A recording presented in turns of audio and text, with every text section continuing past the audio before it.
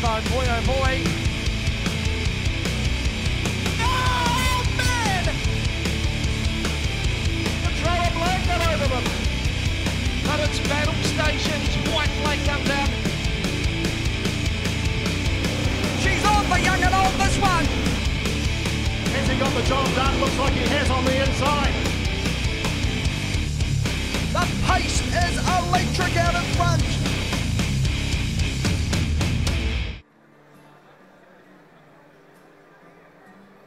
Righto, introducing the red team. Justin Henderson, Graham Maddock, Lou Avia, Nigel Tofari, and of course Kevin Muir, the coaching staff. Put your hands together, make some noise for these guys. They've done a hell of a job.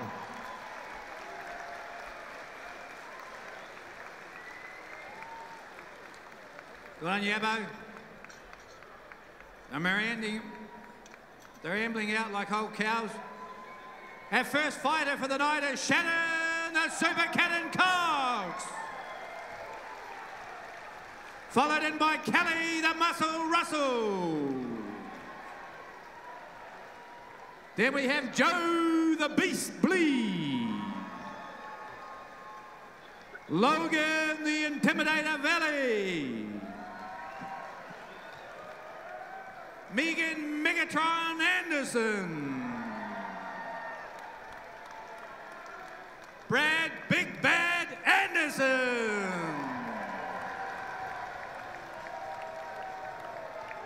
Casey the Brawler Calder.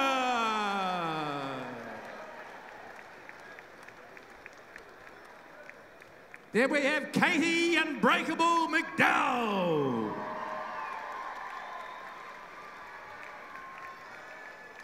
Then Hayden the Hammer Roderick. Then we have Tracy Short Fuse Allen.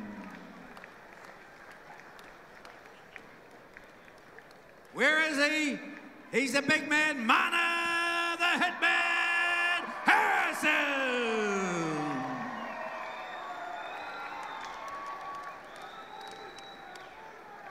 And the last one in the red corner is Tama Tongan Tornado Tomata.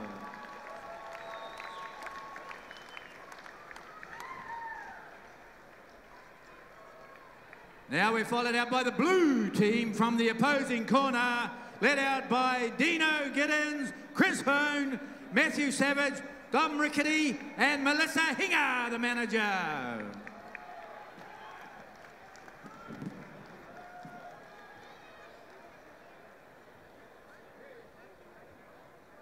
Their first fighter tonight is Paul the Reaper Robinson. Our first lady from the blue corner tonight is Alyssa Hot Stepper Sutherland. Then we move on to Zane Lethal Threat Langford. Put your hands together for Tours the Stoneman Furlong. Then we have Kendo Give Him Hell McMinn. Then we've got Dom Private Payne Rickety. No stranger to the ring, that boy.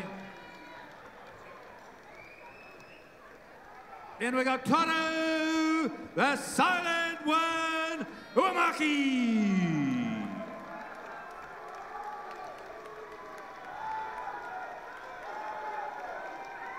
Make some noise for Bobby, the Spitfire Leatherby.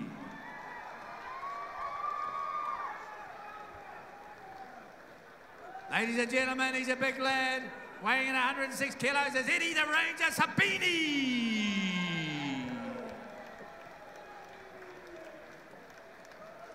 Our last lady out of the blue corner tonight is Tony Twisted Sister E.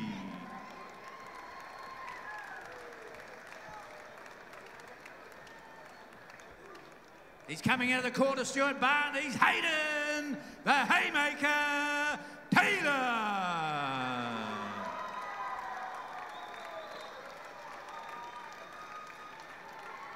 And the last man from the blue corner, he's a big rig weighing in 109 kilos. He's got a reach of 189. He's sponsored by the Barracks. It's Kangaroo Poseidon Walker!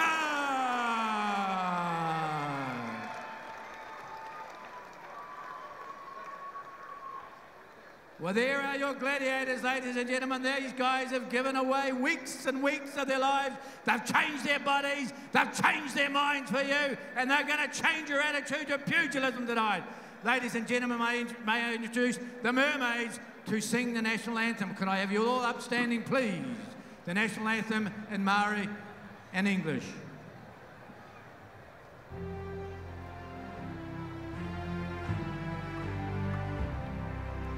E hoa atua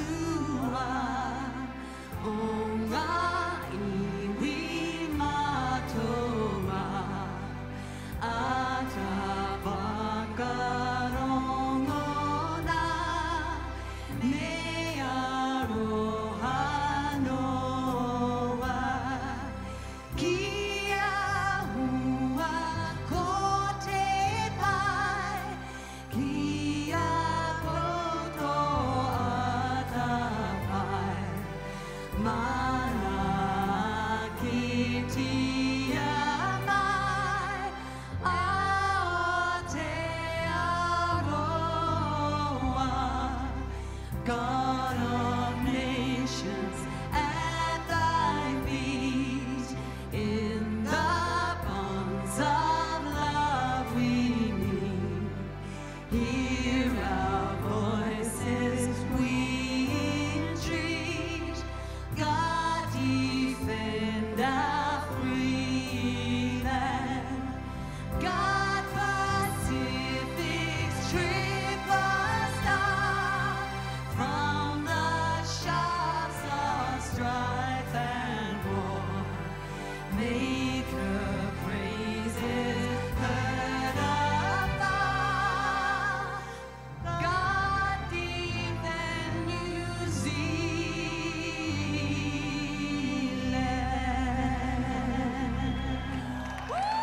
Ladies and gentlemen, the Mermaids. Right, we'll let our boxers go now and they can go and get themselves in the zone. Good luck, every one of you. You're doing a great job here tonight. I nearly lost a mermaid. Righto. You may go.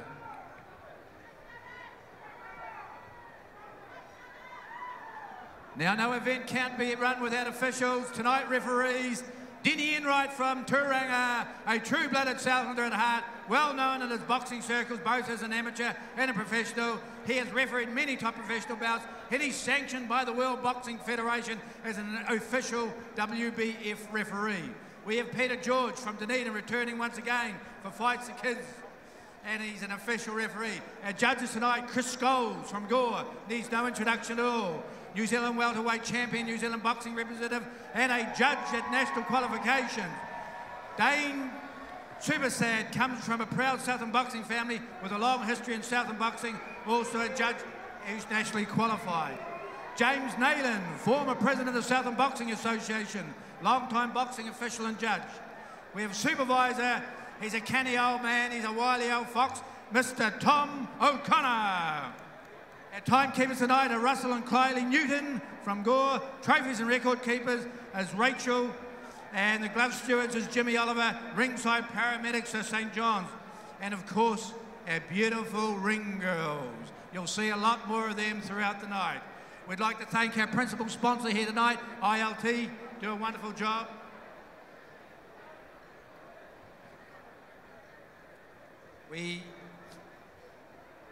I have some additional mentions. Thank you to Ricky Morrell and his team at Southern Vehicles. They've been supplying cars. Bernie from McKnight and Brown for supplying the boxes with ties and scarves. Ambrosia Design Flowers, donating the flowers for all female bouts tonight. Brian Townley from the Escott Park Hotel. Jeff and Yvonne Shepherd from 295 and Tay Street for accommodating the officials. Deborah Smith from Harcourt for helping Dave with the administrative tasks. And Jolie Osborne for all her graphic design work for Fight for Kids. Well done, ladies and gentlemen. Put your hands together for the official.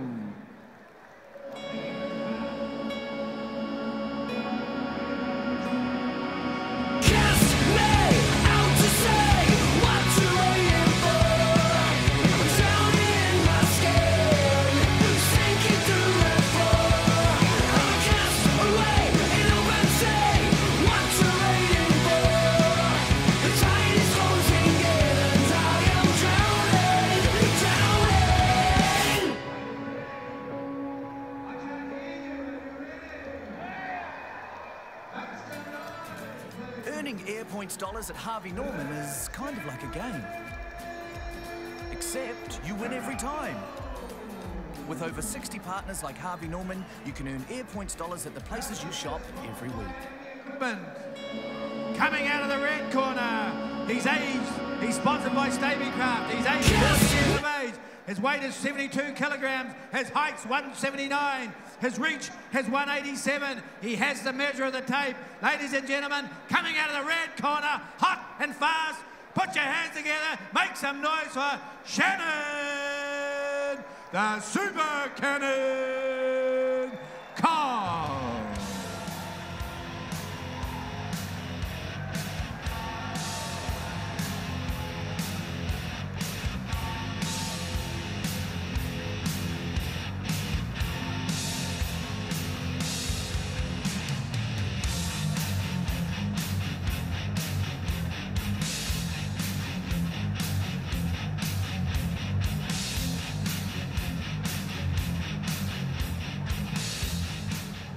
He's sponsored by Cleanways. He's age 44. He weighs in at 77 kilos. He's a wee bit beefier. His height's 174. His reach is 174.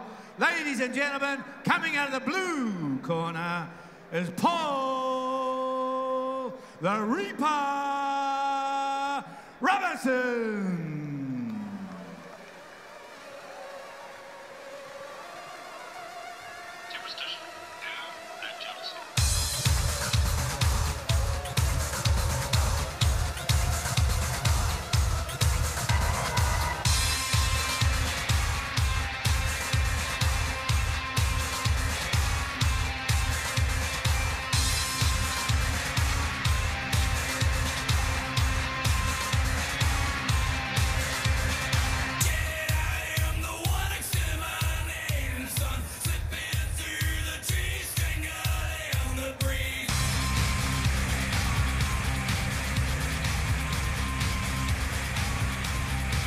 We're going to win by default here in a minute.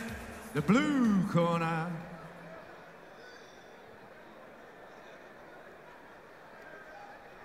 It's too late to say no now, boys. Here he goes. I think he's playing tactically here, this boy. Once again, Paul the Reaper Robinson.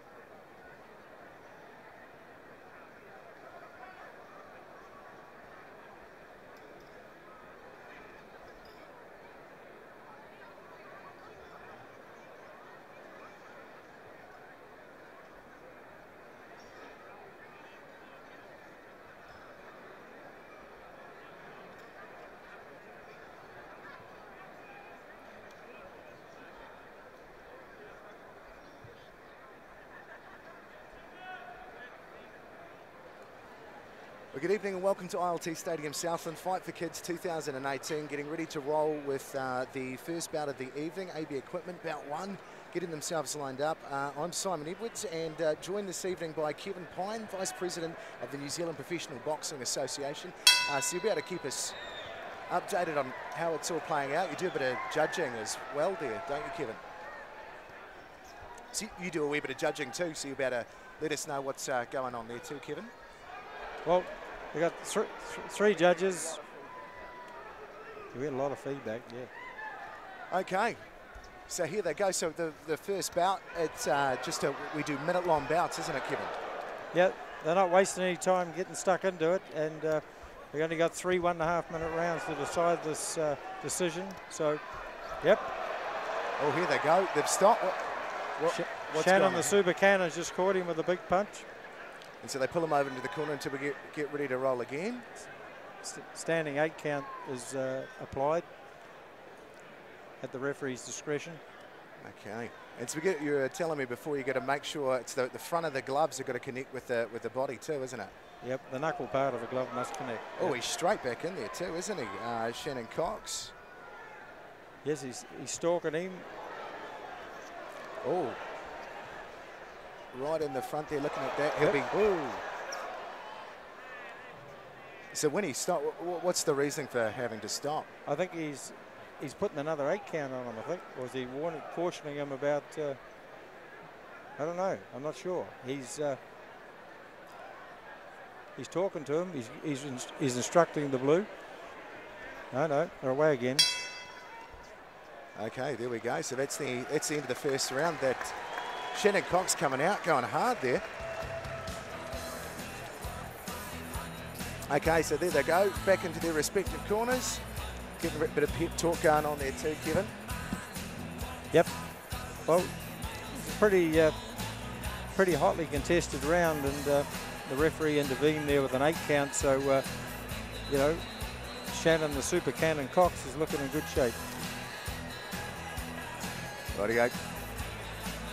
Bit of water before they get back into it, and of course it's only 3 1-minute rounds too, isn't it? 3 1.5s. Yeah. Oh, 1.5-minute rounds. Okay. Getting lined up, ready to roll. We're coming to you too from the iHire commentary box as well, and thanks to Harvey Norman too. There's going to be some replays that we're going to be able to show as well. Rightio, looks like we're getting back into it. What's Paul Robertson going to have to do to come back this time around there, Kevin? Sorry, what's Paul going to have to do? Oh, he's coming out firing after that. Got to keep them up top though. Whoa, he dropped him. Whoa. Shannon, the super cannon Cox, has just dropped him with a big punch. Paul the Reaper Robinson, he's in trouble. Yeah, you do a bit of the judging there too, Kevin, and as you mentioned, depends what view you're getting it from. Every judge has got their different view too. Yeah, that's a 10-8 round for a start with that hitting the canvas, so you get 10-8 and the scores. Right. Yep. So that Peter George looks like he's going to stop it. And that's so that'd be technical knockout then, is it? They're going to make the call? Yeah, that'd be called a TKO, round 2. Talking with the red team's trainers there. Yeah, I think he's called this one off. Okay, well there you go. Looking like the AB equipment bout 1. Shannon, the super cannon Cox, winner by TKO, round 2. Just checking in with the judges around the side. He's taken in the scorecards. It's stopped the bout. There we go. There we go. This is the Harvey Norman replay too. That big hit.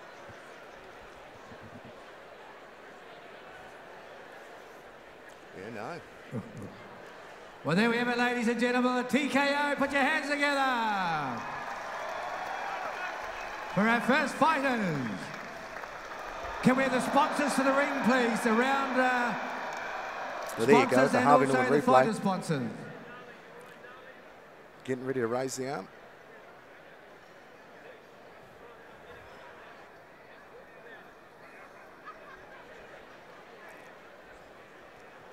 So ring announcer Sean Bellew getting back in the ring to make that announcement.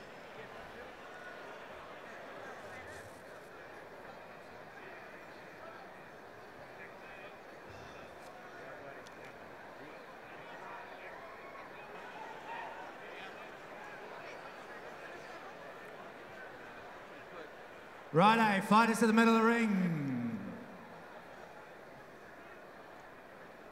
Bout 1. You saw it, you've called it yourself. It is by a technical knockout in the second round. The win goes to the red corner, Shannon, the Super Cannon Cogs. Well, there we go. It's our first round at ILT Stadium Southland Fight for Kids 2018. Raising money this year for Koha Kai.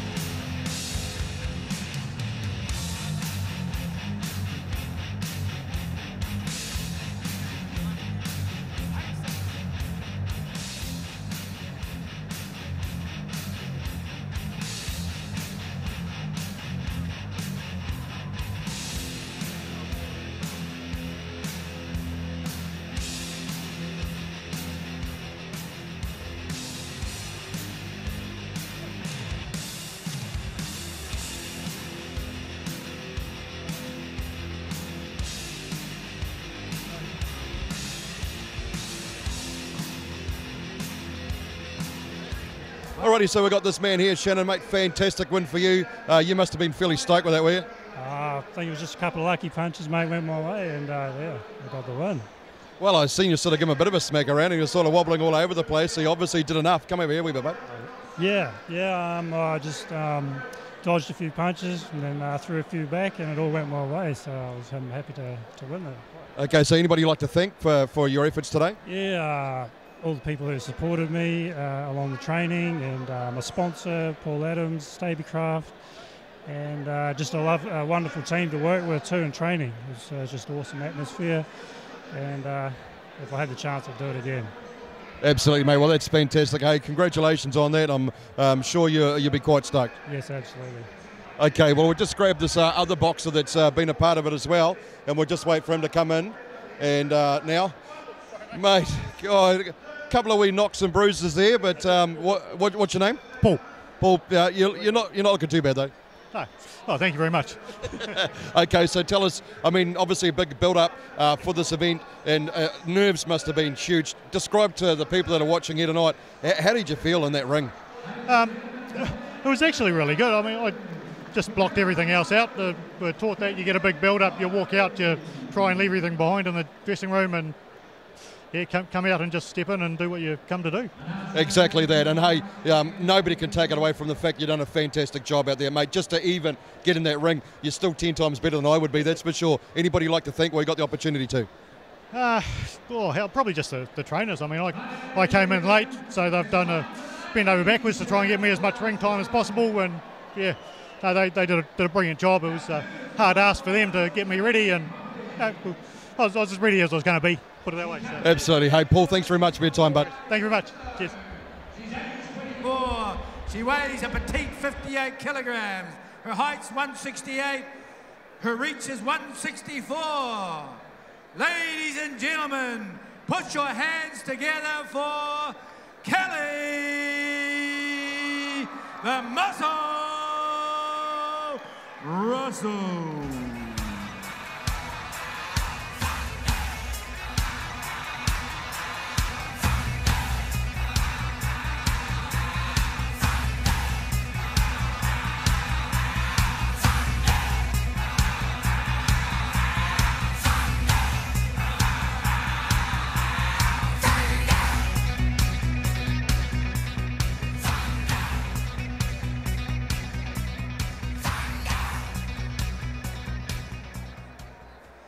She's sponsored by Sutherland On Farm Solutions. I dare say she didn't have to go far for that sponsorship. She's aged 22. She weighs 59 kilograms. Her height's 164. She has the tape on the reach, a reach of 166, ladies and gentlemen. She hails from the blue corner. Put your hands together for Alyssa Hot Stepper Sutherland.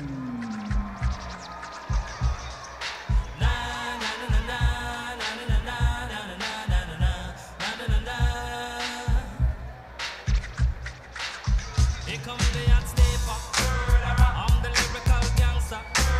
Big up the crew in the area. Still love it like that. No, we don't die. Yes, we must.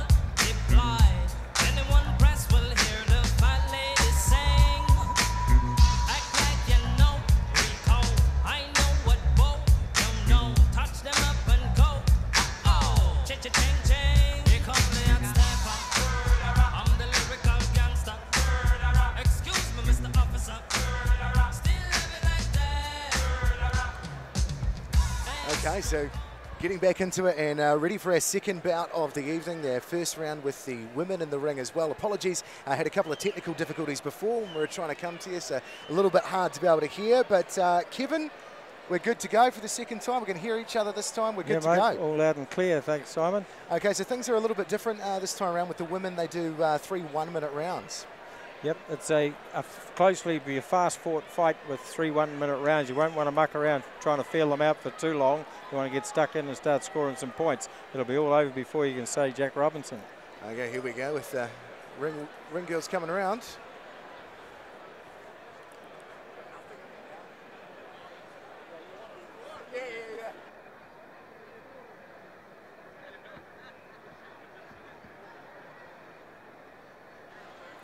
Okay, so straight in there, Kevin. You reckon this time around? Yep, look, coming out, the referee's Peter George from Otago, and he's a very good amateur referee from the South Island, and he'll handle this fight really well. But I expect the girls to come out. These young ladies really give it their all. And a lot more evenly matched as well compared to our first bout as well, with the weights, the height, the reach and all. It's a heck of a lot closer. Yep, there's a two-year age difference. The weights look pretty similar, and hey, we're expecting a good contest between Kelly and Alyssa. Yeah. Well, here they go, straight in it at each other as well. Yeah. And as you see, Kevin, too, you've got to be quick when it's only 1-minute rounds. Oh, these girls are not wasting any time. And it's tit for tat, too. As soon as one gets one in there, the other one straight back. Yep. And the referee will break them up.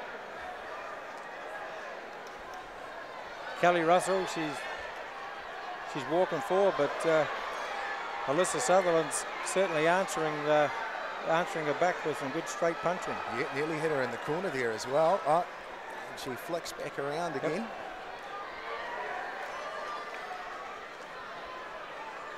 Yeah, Kelly Russell keeps forcing the fight, but Alyssa's a bit of a mover. She's dancing backwards and counter punching, which is a good way to fight. But I'd like to see her chin come down a little bit. She's got her head raised a bit high.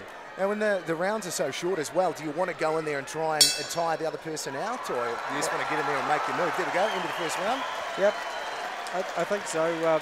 The pressure's probably plays a big part in a short distance fight like 3 1-minute rounds. You've got to really put the pressure on from the word go. Yep. In the red corner now, having a bit of a yarn, seeing how we're doing. Now, based on that, Kevin. Well, we had Kelly taking it to her. And the judges do like to see someone forcing the fight, but in saying that, I wouldn't like to pick it because Alyssa was counter punching beautifully, and even though she's going back, she was throwing good punches, and she connected with some clean shots herself. So we'd have to be right up on the ring apron to know how the scoring went, you know. Bit of pep talk going on. Back into, you done a bit of boxing, a bit of amateur boxing yourself as well, Kevin. You were mentioning a few years ago. Oh, I'm a burnt out old fighter, but yeah, I mean, I had 65 fights and had 16 years. I enjoyed every minute of it. And, and they're straight back into it too.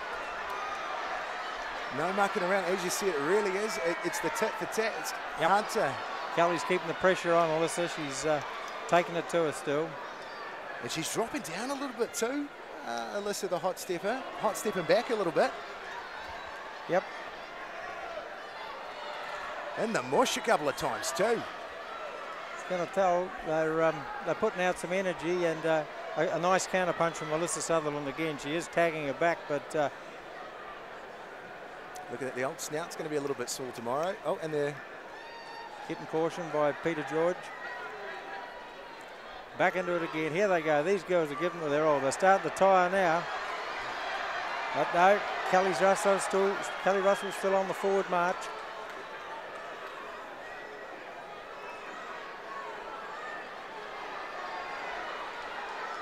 She's definitely the aggressor in the red corner, Kelly Russell. Jeez, there's no mucking around, is it? It's just a 1-minute round, and they do look naked too. Yep. Into the red corner first. 1 minute on the stool, minute rest and a minute fighting. I kind of like that idea. The thing is as well, of course, all of the boxers this evening raising money for Koha Kai, they've got no past experience before.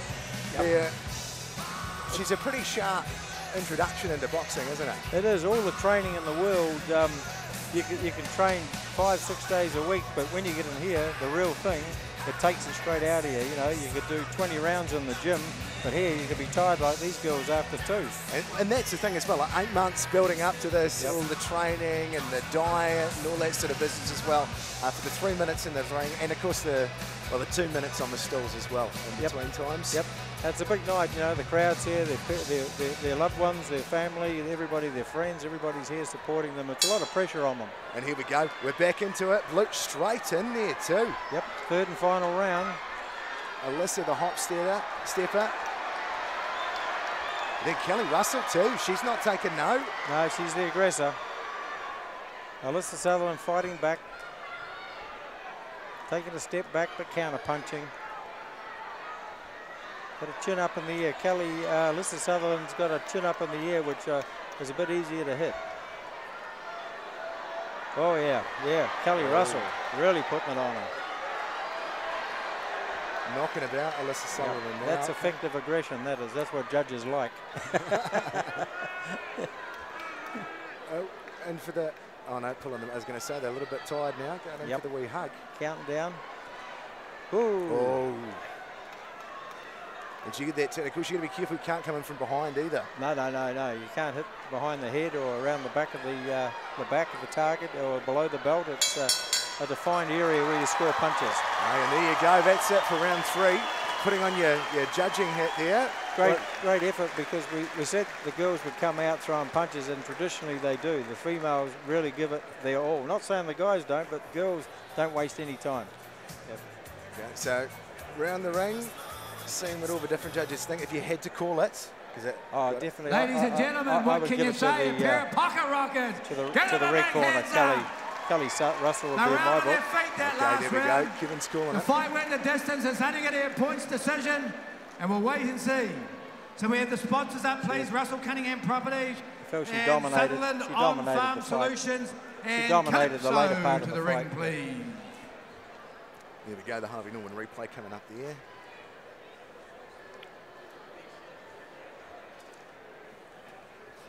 Getting lined up now. There we go. Quick hug before we find out the decision. Yeah, great effort by both girls. You know, there's no one to be disgraced with that effort on both corners. Well trained. Coaches will be very proud of them. And their family members too. Yeah, look at Righto, ladies and gentlemen. We have a result. It's a unanimous points decision, and it goes to the red corner. There you go. Kelly the Muscle Russell. Kelly the Muscle Russell. There you go. Well, you caught it, Kevin. Well, Simon, don't ask me to pick every fight, because some of them are a bit too close for comfort. There they go. Grabbing the picture at the end. We'll cross over very shortly to Jason for the Pits TV. Check in with the fighters, see how they're feeling after that. Hugs all around. Wee bit of direction going on there too from the ring announcer, Sean Bellew.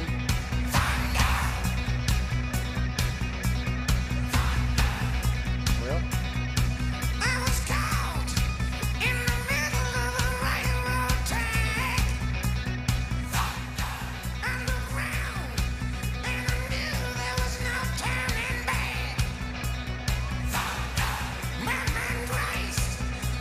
there you have it, our second bout for the evening, the Russell Cunningham Properties bout 2, taken out by Kelly the Muscle Russell, sponsored by Calypso Beauty Studio. Got to get all the pictures, don't you, Kevin, too, before you leave the ring. Before you leave the ring, you've got to get all your pictures sorted out, don't you? Yeah, this is a very proud moment for both corners. They'll be feeling a lot more relieved now the decision's been given. Win, lose or draw, it's a great feeling once you've finished. Go home walking on cloud 9. There she goes. Round of applause from the crowd as Kelly walks out. Wow, what can you say about this one? Of course, it is Kelly Russell. You're sponsored by, of course, Calypso Beauty Studio. Fantastic. I mean, that was so far. We've only had 2 fights, but that's got to be the fight of the night so far. How are you feeling? Oh my God, absolutely buggered. That was the hardest 3 minutes of my life. Like, It was so hard. But you did obviously did fairly well, and you know, a points decision for you. Tell me, how much hard work, how much training have you done to get to this point today? We did like three months of training, and I did most days I did my own thing as well. So yeah, I put a lot of time into this, but yeah, it's good to be over. I suppose it is, and of course you got the win. Did you think you were ever going to get the win? I always hoped for it, but I didn't think I would because like I'm not very an aggressive person. But yeah, tonight I just wanted it. I wanted the win. That's amazing. Good people that looked after you as well. Who has looked after you through this whole journey for yourself? Everyone in the red team, but yeah, Justin was my coach, so yeah, him, but everyone else too, yeah. Congratulations, you did it, bud. Here's a big woohoo. Where's a big woohoo? There we go, folks. And of course, this year's fantastic. Kelly Russell did a fantastic job there. You go and enjoy the rest of the night, and we'll catch us back very shortly. So ladies and gentlemen, it's Bout 3 sponsored by Escape Glass. Our first punter comes out of the red corner. He's sponsored by Bragg Building and Design. He's aged 43. He weighs 76 kilograms. His height's 171. His reach is 177. Ladies and gentlemen, make a noise for your favourite boy at the red corner, Joe the Bee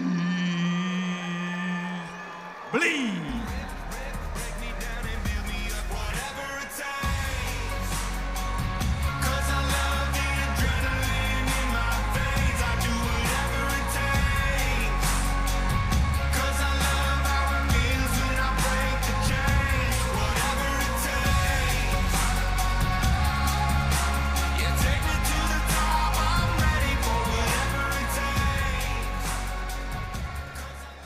Oh, the keys ring ready, this boy.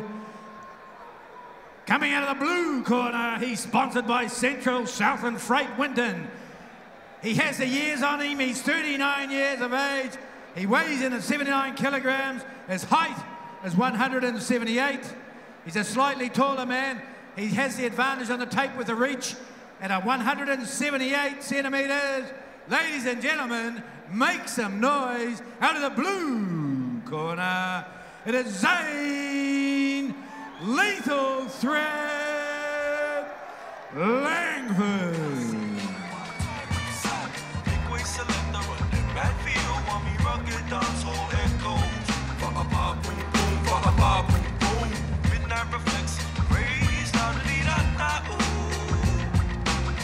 From the old plantation non-stop. Fight, fight, bear.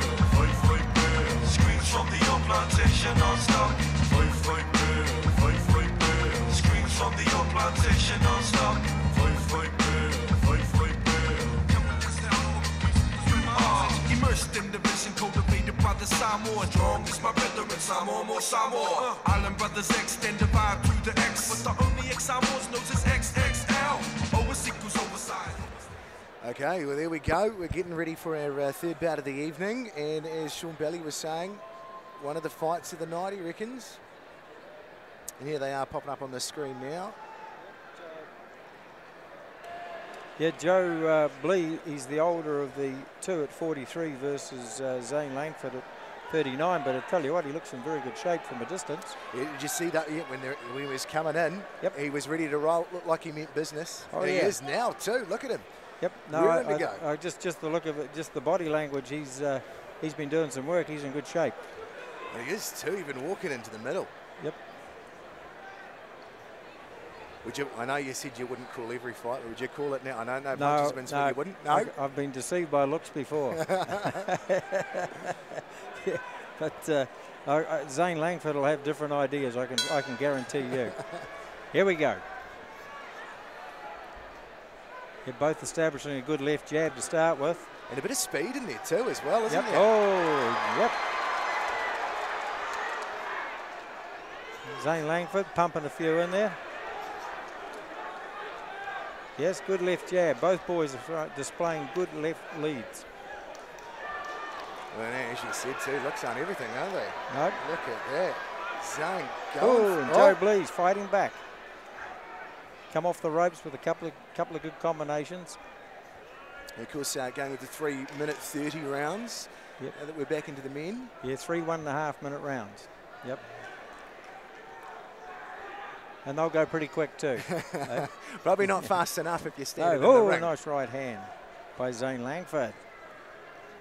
Now these boys are standing up and squaring up nicely with their punches. I know Zane goes down a little bit every once in a while with his head. Would you? Yep. Do we want to do that or? Well, he's slipping and moving, but yeah, you want to keep your height to a certain degree because he's got the height and reach advantage. Yeah, well, 7 centimetres on Joe. Yeah, and you've got to learn to use that. But I think he's holding himself very well. It's a very close round, and at this stage, I wouldn't like to call it, but Zane Langford's boxing very well, and Joe Blee is certainly answering back. Good round, good round. There we go. It's at the end of the first round. Simon Edwards and Kevin Pine coming to you from the iHire commentary box this evening. Kevin, of course, with all the knowledge, Vice President of the New Zealand Professional Boxing Association.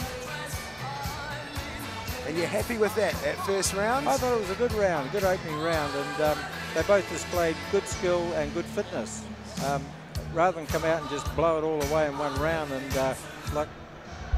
Oh, I tell you what, Alyssa, it's a pretty devastating time. I know how hard you've trained for this. I know that you are so wanting to win this. But I tell you what, you are a winner because you got into that ring, you gave it your all, and you came out the other side and you didn't disgrace yourself. Hey, and it's hard losing, but at the end of the day, hey, Kelly fought a better fight. She had it in her in the end, and I'm so proud of her. I know she's been through the same battles as me, and I can't be more proud of her. Absolutely. And so, quickly, who you like to thank? Dean, Hooney, Matt, Mal, my partner, all my support systems. We can't get here without you guys. And hey, I just don't know what to say. It's hard. Okay, we've got to break away back to the fight again, but hey, well done. Hey, thank you very much. There we go, and so we're back into it for round 2 of the third bout of the evening. You're really happy with how things went last time, Kevin? Yeah, I thought it was. Both boys gave a good account of themselves, and Zane Langford's really stepping forward now and putting out the punches. His output's probably a little bit higher rate than Joe Blee at this stage. But Joe's not finished. He's not out of it yet. He's still keen to trade blows. And he is too, isn't he? Yep. In there a bit now. We'll be looking forward, of course, for round 2 at the moment, but that third round, so can we expect to see a little bit of mongrel? We're saying this is going to be one of the fights of the night. It could all come down to the final round. Who wants it the most?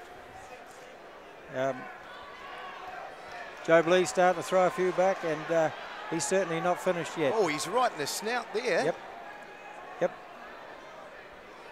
He's quite a tenacious little fighter. Yep. Yeah, oh, look out. Wee bit unsteady. He gets them back, doesn't he? Yep. No, he's looking to get some on the target. He takes one on the snout, and then next thing you know, we're wobbling over the other side. Zane Langford starting to slow down a little bit. It's been a round of 2 halves. Joe Blee really eyeing him up on that last half of the second round. Yeah, jeez. Yep. He did some good work. It might be a round apiece there. Okay. So, and as you said, that third bout. I'm a little bit far away from the ring to be able to score it accurately, but you know, it looks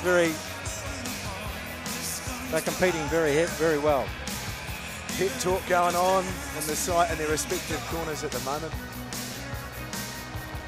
I'd say the guy that wins this last round will win the fight. There we go. We've got the Harvey Norman replay up at the moment. Oh, there it is. And he does too, doesn't he? Yep. Yeah. Zane wears a couple, but he fires them back. But then Joe Blee finished off the last half of that round in great style, you know. So you're calling it Joe for round 2? I'll take a long shot and say Joe could have done well in that round. Yep. Okay, here we go, the final one.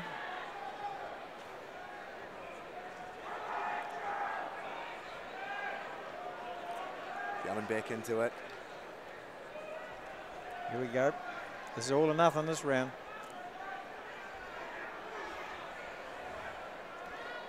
The guy who wins this round should win the fight.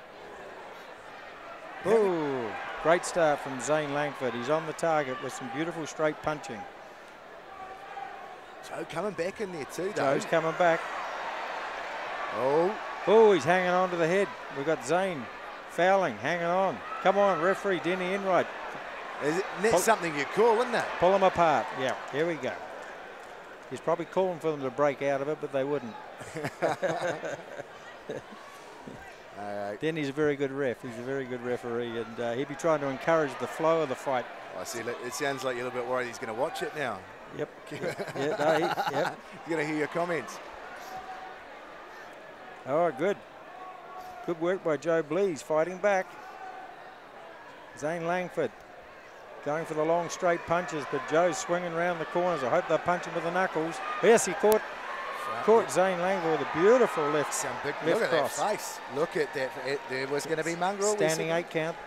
Standing 8 count. It doesn't warrant any more points, just the punch that was scored. So not like a knockdown where you hit the canvas, it's a 10-8 round. But with a standing 8 count, it's just the punch that connects. The referee gives you an 8 count. Make sure you're ready to go again, and he wants to see this fight finish. And everyone's in good shape. So here we go. We're back. Hello, a bit of wrestling going on. Come on, break out of there, boys. Ooh. Oh, it's all over. Oh, now. Hey, could have done with another half a minute. Yeah. It's going to be close to call, but hey, you want me to take a long shot? Yeah, go on, do it for us, Kevin. I'll go for the blue corner. Right. But don't ask me every time. You're doing not so bad. After the sponsors to the ring, please. Sponsors to the ring. Escape Glass, where are you, Barney? These judges might make a fool out of me. And Central Southland Freight from Winton. It's all on the angle, as you say, though, isn't it? It is, mate. We're a long way away, too. You've got to be close to the ring apron to enable yourself to see which punches are scoring cleanly with the knuckle of the glove, the flat part of the glove. If you're hitting with the inside of the glove, these judges have got a better view. We're sitting back a bit high up, but we're watching a screen. But, yeah, they get a better look at it, and I wouldn't be qualified at this distance to probably call it accurately. Yeah, the Harvey Norman replay up there too on the head there. We wrestling match. But it was a good matchup. It was a very good matchup, and all credit to the boys. You know, the corner men. They produced 2 good fighters and made a good matching. Okay. Waiting to see those results now as the referee brings them in. It was a 4-year age gap difference, and but the older guy gave a good account of himself. You know. Okay, getting ready to see that arm go up. You're calling blue. Well, you're calling Zane. I'll stand to be corrected, but yeah, I'll take a punt. If you want me to be brave.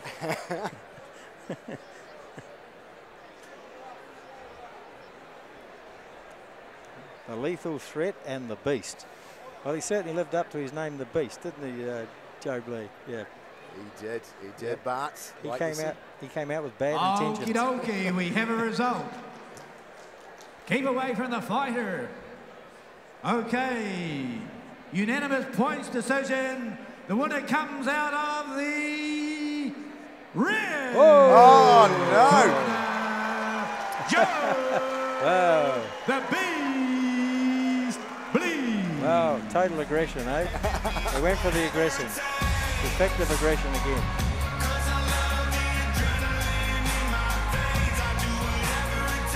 It was a close fight.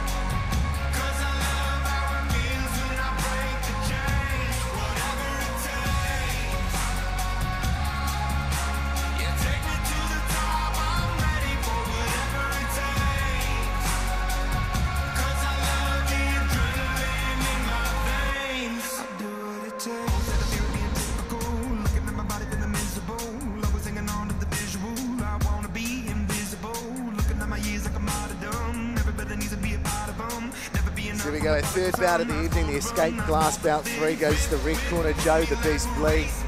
Jason from the Pits TV, very shortly, Pits Media, very shortly he'll be catching up with both Joe the Beast Bleed, our champion, and hopefully Zane Lethal Threat Langford as well.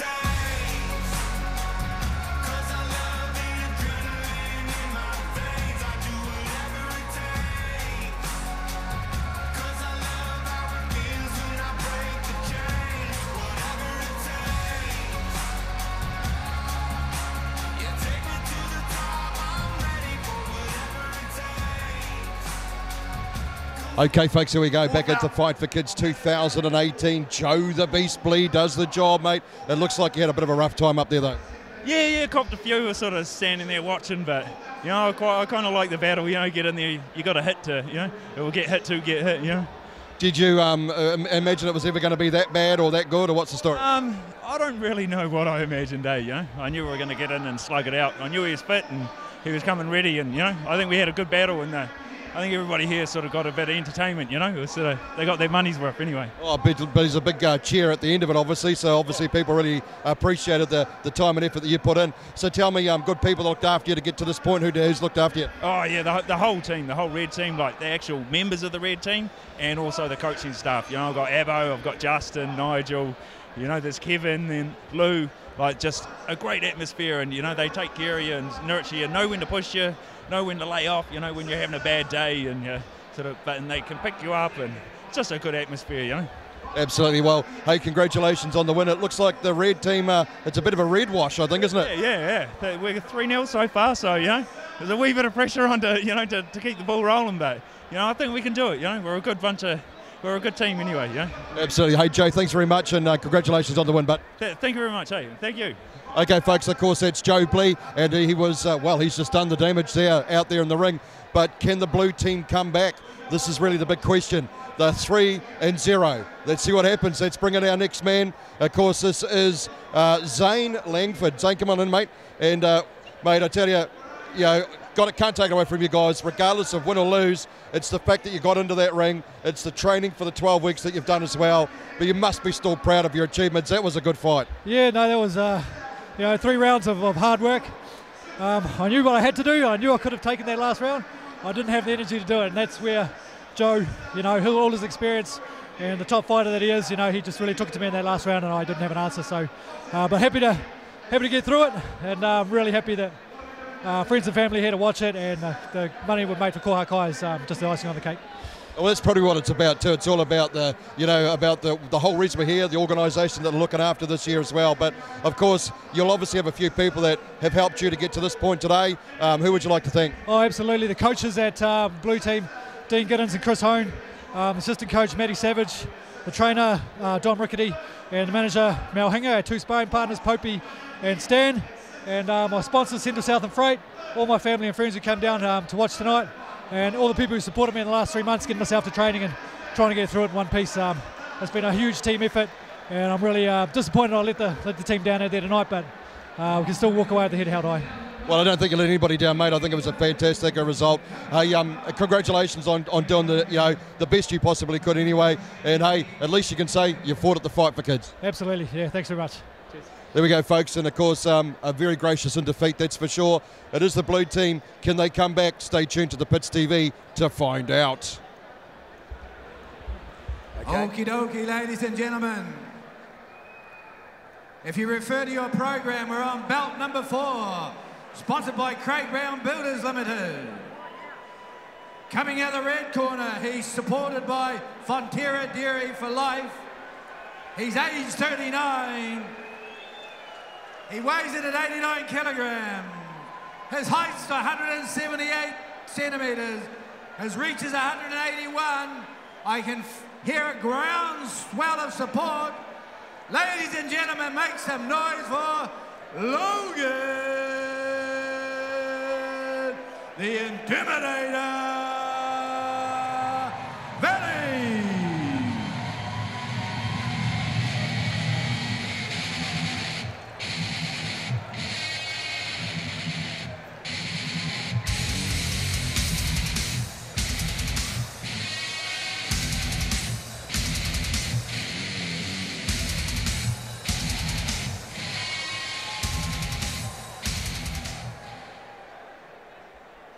He comes out of the blue corner. He's sponsored by Exceed Homes. He's age 36. He weighs in at 90 kilos. His height's 177. His reach is a massive 190. The man has a wingspan of an albatross. Make some noise out of the blue corner for Toss the Stoneman Furlong. Come in.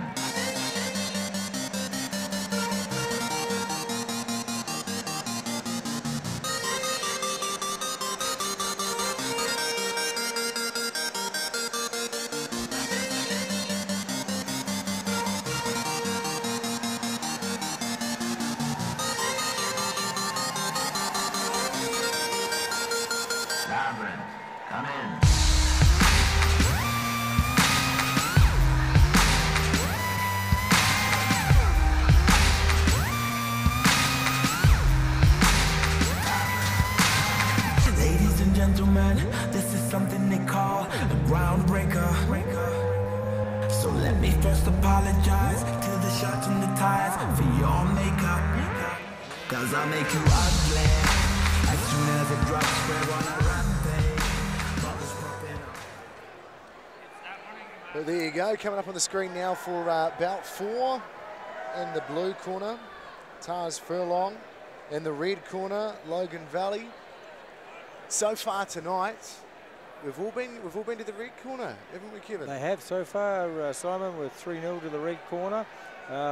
We've got the younger man, of course, in the blue corner this time, Tours Furlong, and yeah, so he's got the longer reach, like you said. He's got the wingspan of a albatross. So if he can use it to effect, then it could be his. Oh, hang on, have we lost?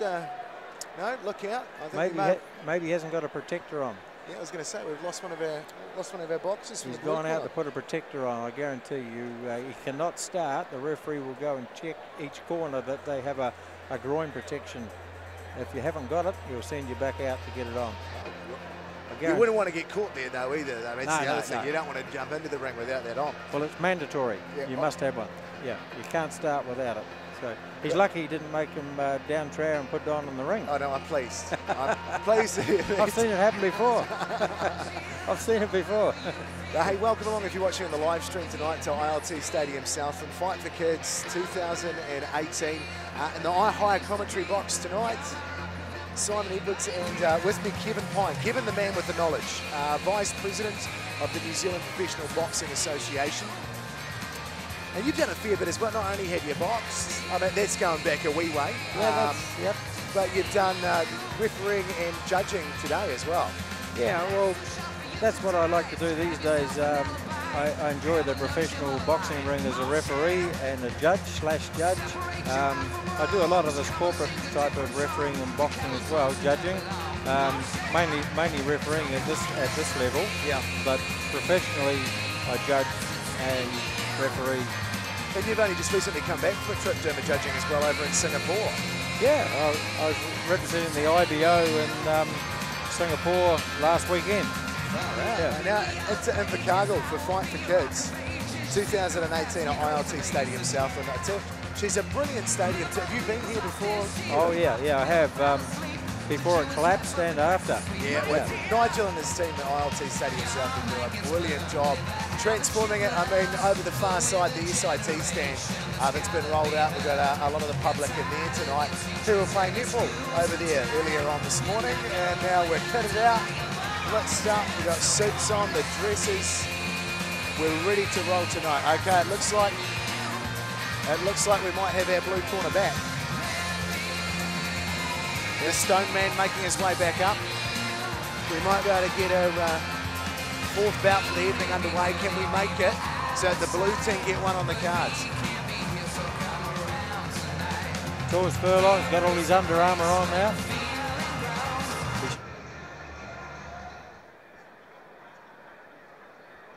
Sizing them up. Got our protectors on. He's just told them to protect themselves at all times and obey my commands at all times. So they're coming out the box now, and geez, they're going hard too. We're not fluffing around. He got that protector on. Yep. Now he's away laughing. Oh, and he took one on the chin from the right hand of Logan Valley. Yeah, well, he's coming out. He comes out strong, doesn't he, this Stone Man? He goes hard. You got to watch the face. Yeah, he's walking onto it, but he's taking it back now. Oh, straight in the mush. Logan Valley, he's not taking that for an answer. He's boxing now. He's settled in. Tours Furlong walking on, walking forward, but Logan Valley answered back with a couple of good right hands. And possibly not as tired from going Nani's right at the start. Oh, no, I say that. He starts the trip backwards a wee bit. Yeah, the younger of the two is Tours Furlong. He's walking on and sometimes walking into a couple of punches, but he's definitely put more punches out at this stage. Not fluffing around. Oh, and a right hand. That shook him. Denny Enright comes into Logan Valley and puts a standing 8 count on him. And it warranted it too. It was a good shot. He's just checking to make sure he's got his balance and everything's okay. He's going to let it go. And he is straight back into it too, the Stone Man, not fluffing about. He'll be looking to get that in again, and he's trying. There's a fair few of them coming the way. coming the way of the Intimidator's head.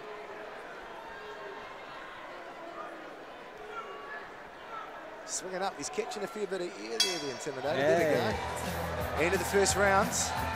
Well, Now, I reckon you're going to say blue this time. You're going to go blue? Well, the blue did take it to him, even though red retaliated quite well, but probably didn't do as much as blue. Blue walked on and took the fight to him for the first round. Because when it comes with your judging and your points, you've got like those punches are going to connect. So if you come in firing, and if you're all over the show, there's no point. That's right. They're not going to give you anything for anything that hits the gloves or the arms or below the belt or anything out of the target area. You must connect within the target area to impress the judges.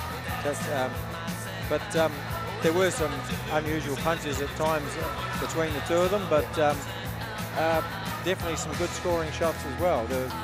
It was evident to see the head flying back with some good right hands on both sides. We saw that too on the Harvey Norman replay that was just done before as well. But a pit tilt. I know we're straight back up in the red corner there, the Intimidator. He's ready to roll. Bell goes. Intimidator and the Stone Man. The Stone Man not letting up, is he? He comes out firing and he's still going strong now. Yep, the Intimidator is coming back. He wants a piece of this. All around the ring. I suppose they haven't spent too much time in this corner before. So Oh, and he took another good right hand off the Stone Man. Well, we're going to get our 8 count there, are we? Another 8 count, standing 8 count. Dennis will want to see him willing to carry on here. You want his hands off those ropes. Yep.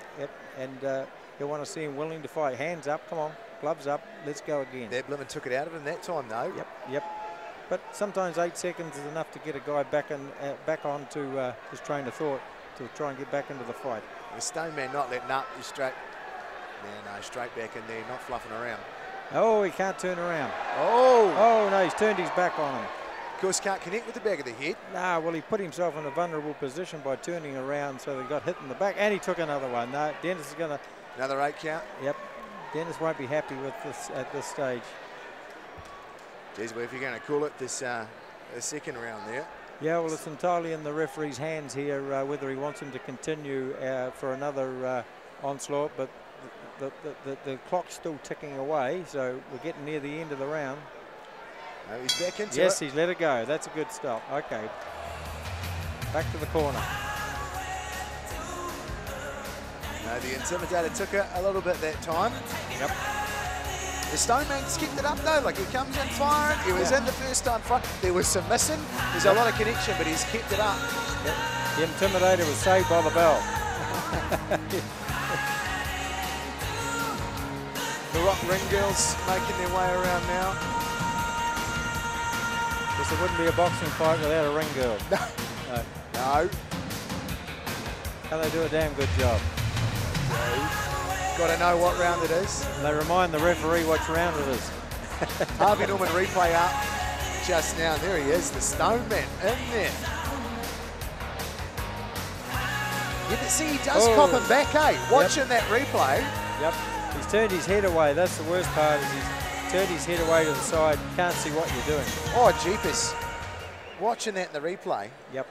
You must keep your eyes on your opponent at all times. You turn your head sideways, you take your eyes away, you lose contact with what's happening. It's very dangerous. As we saw, as the Intimidator learned. Let's see. He's had enough of being pushed around. He's coming back. The Intimidator's not taking, he's not lying down. Yeah, look at that face. Yep. Hey, this is my last round. I'm not having any of this. His Mr. corner Stone man's Man. revved him up. He said, you got to get out there and win this round. Yeah. He's having a go. And he is too. He is revved. The Stone Man's walking in still. Oh, and caught him with the right hand. And Stone Man stepping up. He wants some more of this. He's looking for the right hand over the top. Yep. Oh, the Intimidator. I don't think Dennis is going to let this go much longer. You can see it on the Intimidator now, though. He come out revving, but he's knackered. Look at that. He's just about swaying forward. Oh, hello. Look at him. He's snorting. He's ready to roll. The Stone Man wants back in. He wants to put the pressure back on the red corner. Yep. There we go. Bit of chat. No, we're still going. Yep. Dennis is keeping an eye on things. But I don't think it'll take much more for Dennis to decide if he takes much more punishment. Yeah, I think the Stone Man's got it. He's come back. Oh. He's taking another couple. Oh my God. You got to give it to the Intimidator though. Yep. Like, he still keeps coming in. You can see he's naked, but he's coming back. He's got a heart like a lion. There he goes. He's giving the Stone Man plenty. He may well go to the finish this one. Dennis is giving him the benefit of the doubt. And he is still going. There Yep, we go. that's the end. Jolly good. Hugging it out before they return to their corners. Yep. The referee sometimes is the best man to be in the position to be able to see just exactly where he's at with fatigue, whether his eyes are responding or whatever. And he took a few good shots, but Dennis was in a good position to see it all. Dennis Enright. Yeah, Logan, the Intimidator, like, he kept going. You can see he was naked and he was wearing a couple of those punches, but he's firing his own back as well. He should be proud that he is. Yep. No, he could hold his head up high. Yep. See, there they go, the Harvey Norman replay up now. He's wearing them, but he comes back. You know, that last one there, a bit of a spray on. And again. But he's still coming in. Double right hand. Three right hands. Stone Man's looking for that big shot, but he couldn't quite put him away. Exceed Holmes in the ring. Fonterra, Craig Brown. I think the blue will get this one, mate. Yeah. First one for the night too for the blue team as well. Yep. Fight for Kids 2018, all money raised this evening, of course, going to Koha Kai as well. A lot of auctions going on in between the rounds too. Just before their fourth bout started there, one of the big prizes of the evening was for Ed Sheeran's guitar. And of course, he played up the road in Dunedin just a month or so ago.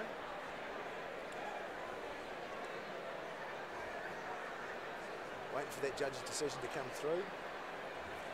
I was pleased with Dennis Enright's refereeing there. I mean, he gave good judgment and he gave the guy the benefit of the doubt to finish the fight. Right, we have a result, ladies and gentlemen.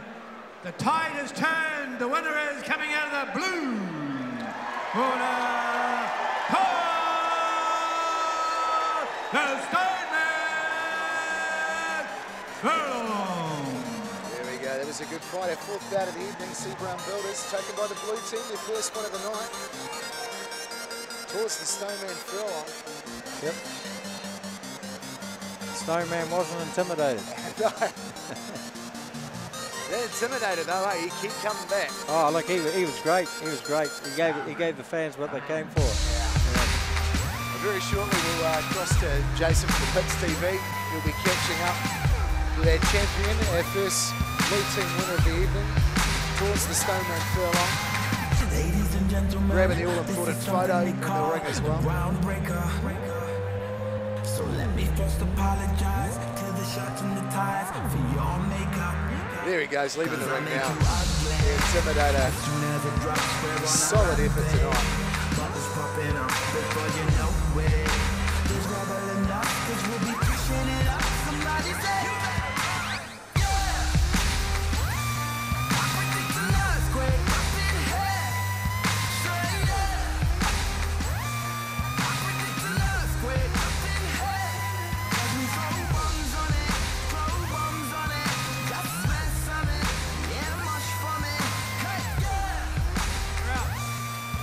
Okay, so very shortly crossing over to Jason from the Kidz TV. You can see the fighters making their way auction team to the ring, please. over there now. Our auction team to the ring.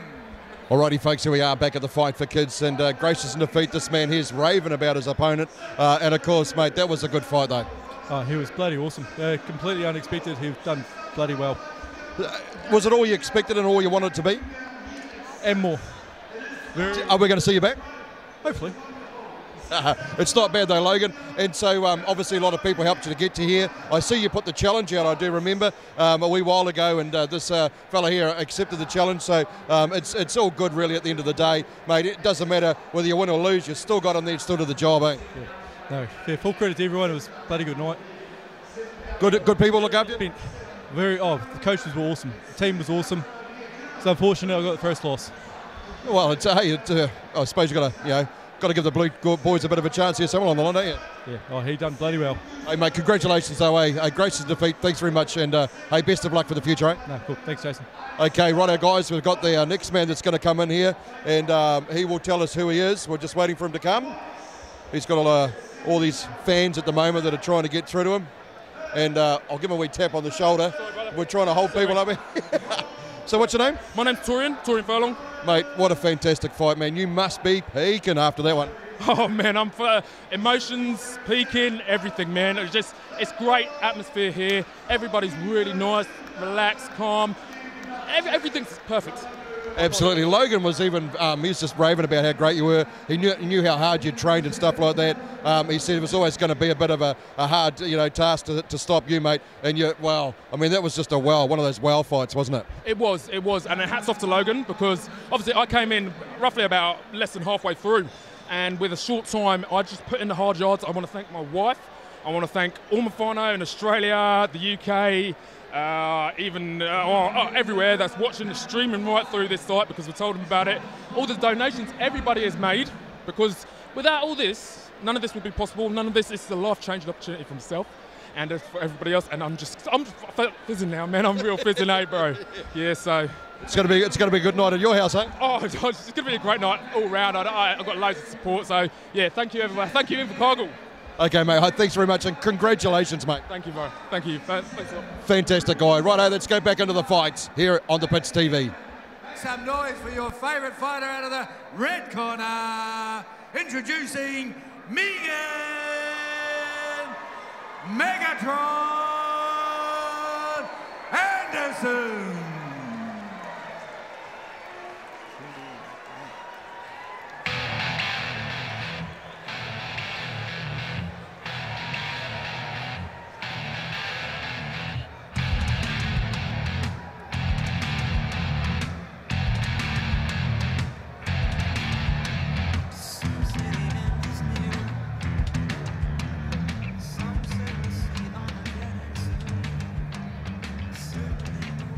She comes out of the blue corner.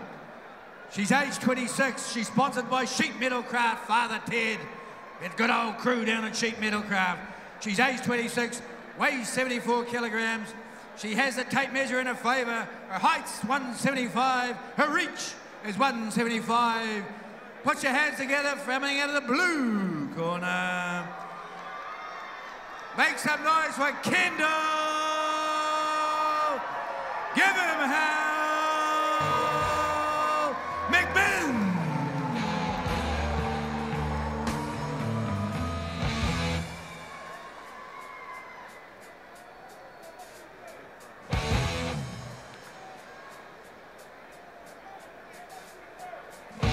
Generals gathered in their masses,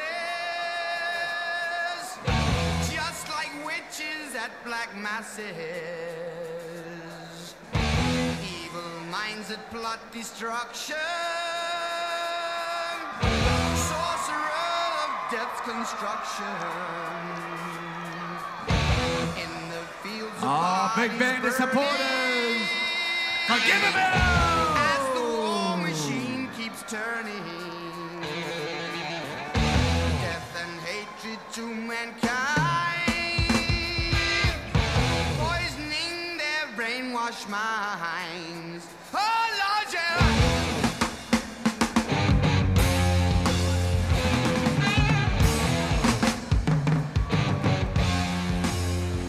Well, getting ready for our fifth bout of the evening at ILT Stadium Southland. Fight for Kidz 2018. Simon Edwards and Kevin Pine in the higher commentary box this evening. Had a first win for the blue team in our previous bout there, Kevin. The previous bout, mate, Yeah. that was brilliant. Yeah, I mean, it went the distance, and that's what we're here to see, is to get these guys through to the finish and home to their families in good shape. And Dennis Enright did an excellent job of making sure that both competitors were safe. Here we go then, lining up for our fifth bout. The women back in the ring. 3 1-minute rounds. Megatron versus Give 'em Hell, eh?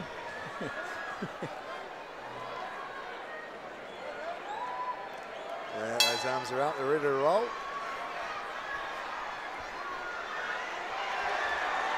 Oh, Kendall McMahon. She's giving him hell too, straight in there. She's put her in the corner, and she's just pummeling her. It's got to be an 8 count. Peter George going to give her an 8 count? No, he's just pulled her out of the corner. Okay, he's going to let it go. Megatron's ready to roll now.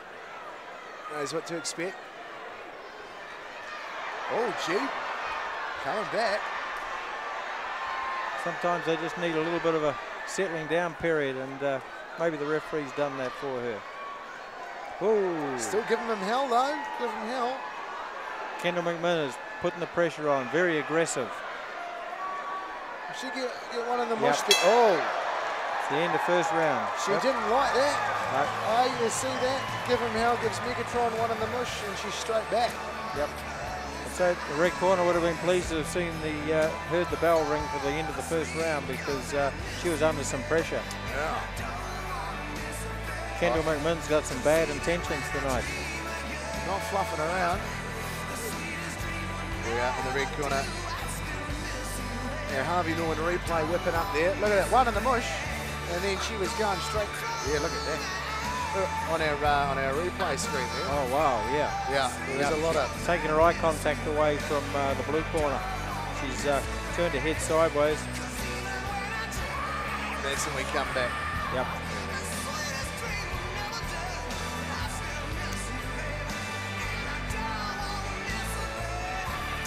Getting ready for that next ting of the bell.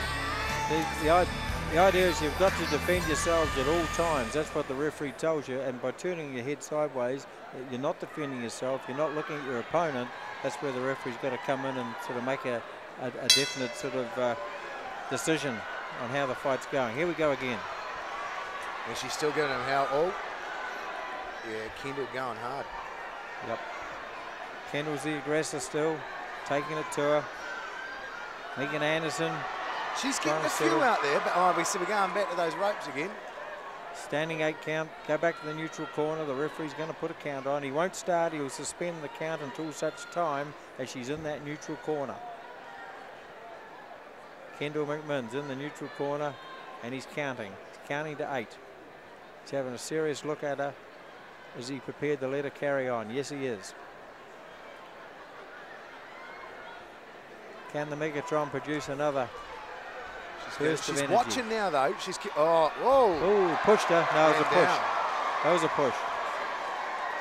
That was a push.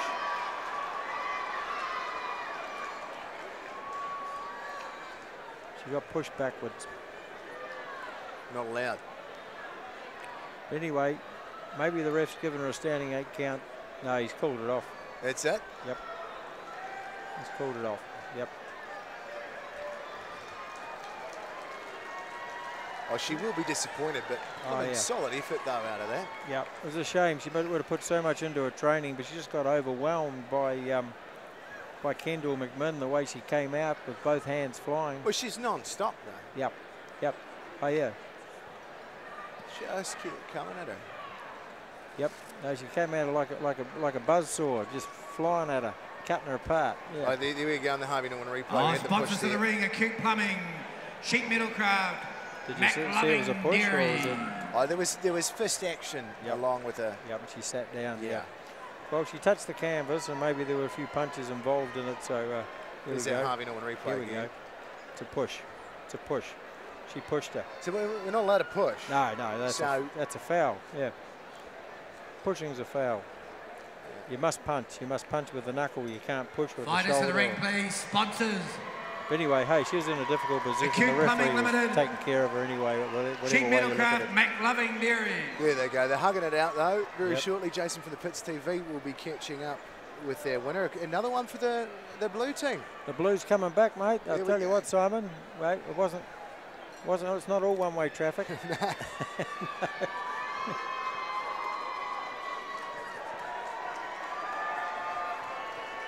Kendall looking very pleased with herself. She is pumped. Yep. She looks a strong kid, didn't she? Very strong looking. Yeah, Megatron is knackered. Oh, she should ladies be proud. and gentlemen, we have a result. Proud of what she's done. Both of them stopped in the second round because of our class. In the blue corner, we have a winner, Kendall. Give him hell, McMahon.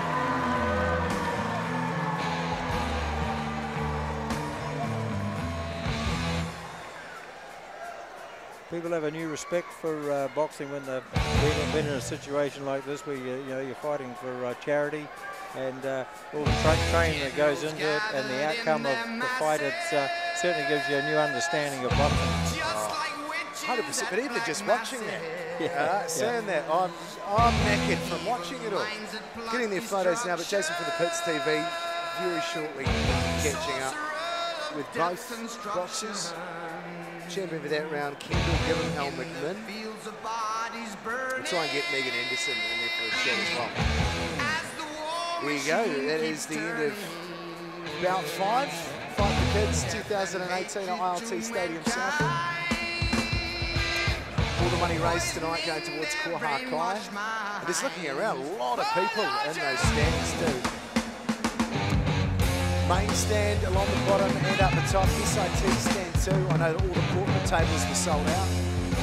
Just talk, we're going to try and squeeze another couple of tables in next time around as well.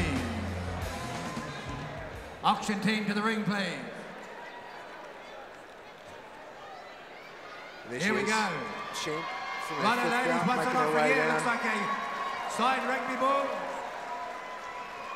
Well, I'll tell you what, ladies and gentlemen, it's 3-2. 3 to the red, 2 to the blue. And being a hardcore CEO, it's always better in blue. So let's keep it moving. Okay, well, I tell you what, we've got the young lady here, and of course, her name's Kendall McMinn, and you're sponsored by Sheet Metalcraft. Mate, I'd hate to piss you off. No, all in good fun. This was a really great experience. Couldn't have done it without my coaches. I had Dean Giddens, Chris Hone, and Matthew Savage in my team, and if it wasn't for them, I don't think I would have got out there and done the boxing. Tell me, obviously 12 weeks of absolute mayhem for you. How did you cope with it? Was it, were you quite into it, or was it hard to get into training over the last 12 weeks? I like to push myself. I think the hardest was probably not doing the drinking side of things. After something in the weekend you miss out, but which was fine. It was all going to be worth it in the end. But no, I really like pushing myself to the limit, and this is what I've done.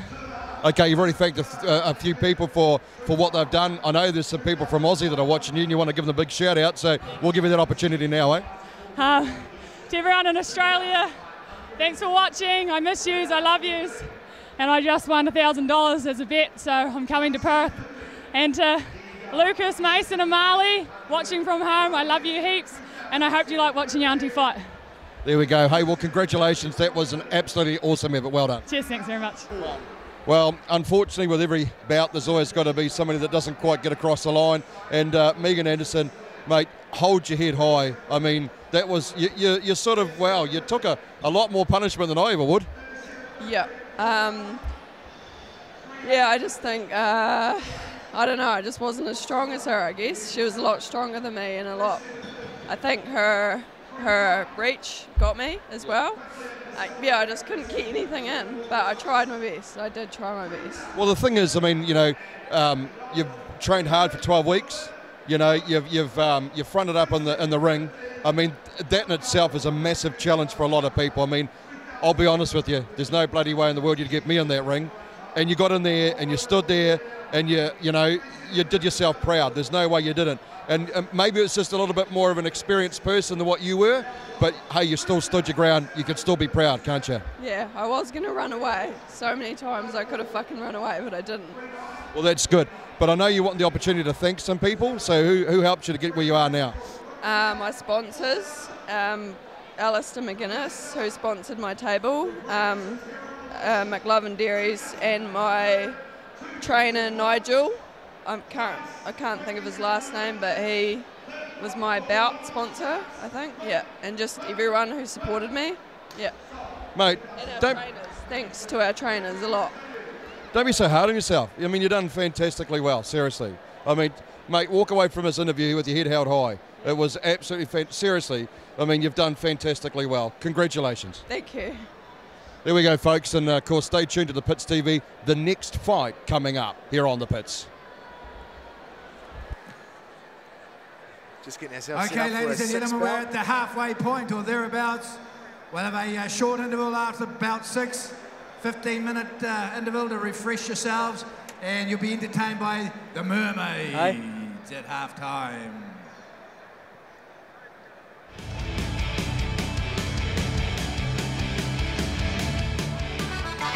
Now, Big Bad Brad Anderson, sponsored by the TW Motor Group.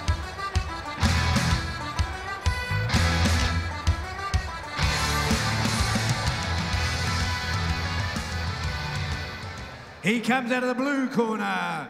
He's sponsored by Harcourts. He's age 40. He weighs in at 94 kilograms. His height's 180. His reach is 174. Big Bad Brad has the reach, but don't be intimidated because this boy knows how to scrap. Ladies and gentlemen, coming out of your blue corner is Dom Private Pain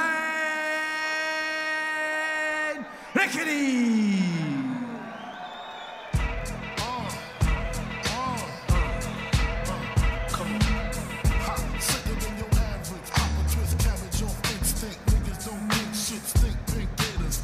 Detroit players, Tim's for my hooligans in Brooklyn. That's dead right, if the head right, Biggie there, air night. Papa been smooth since days of under rules. Never lose, never choose to. Bruise, cruise to, do something to us. Talk, go through us. Girls want to us, wanna do us, screw us. Who us? Yeah, Papa and Pump. Close like Starsky and Hutch, stick to clutch. Yeah, I squeeze 3 at your cherry M3. Bang every MC easily.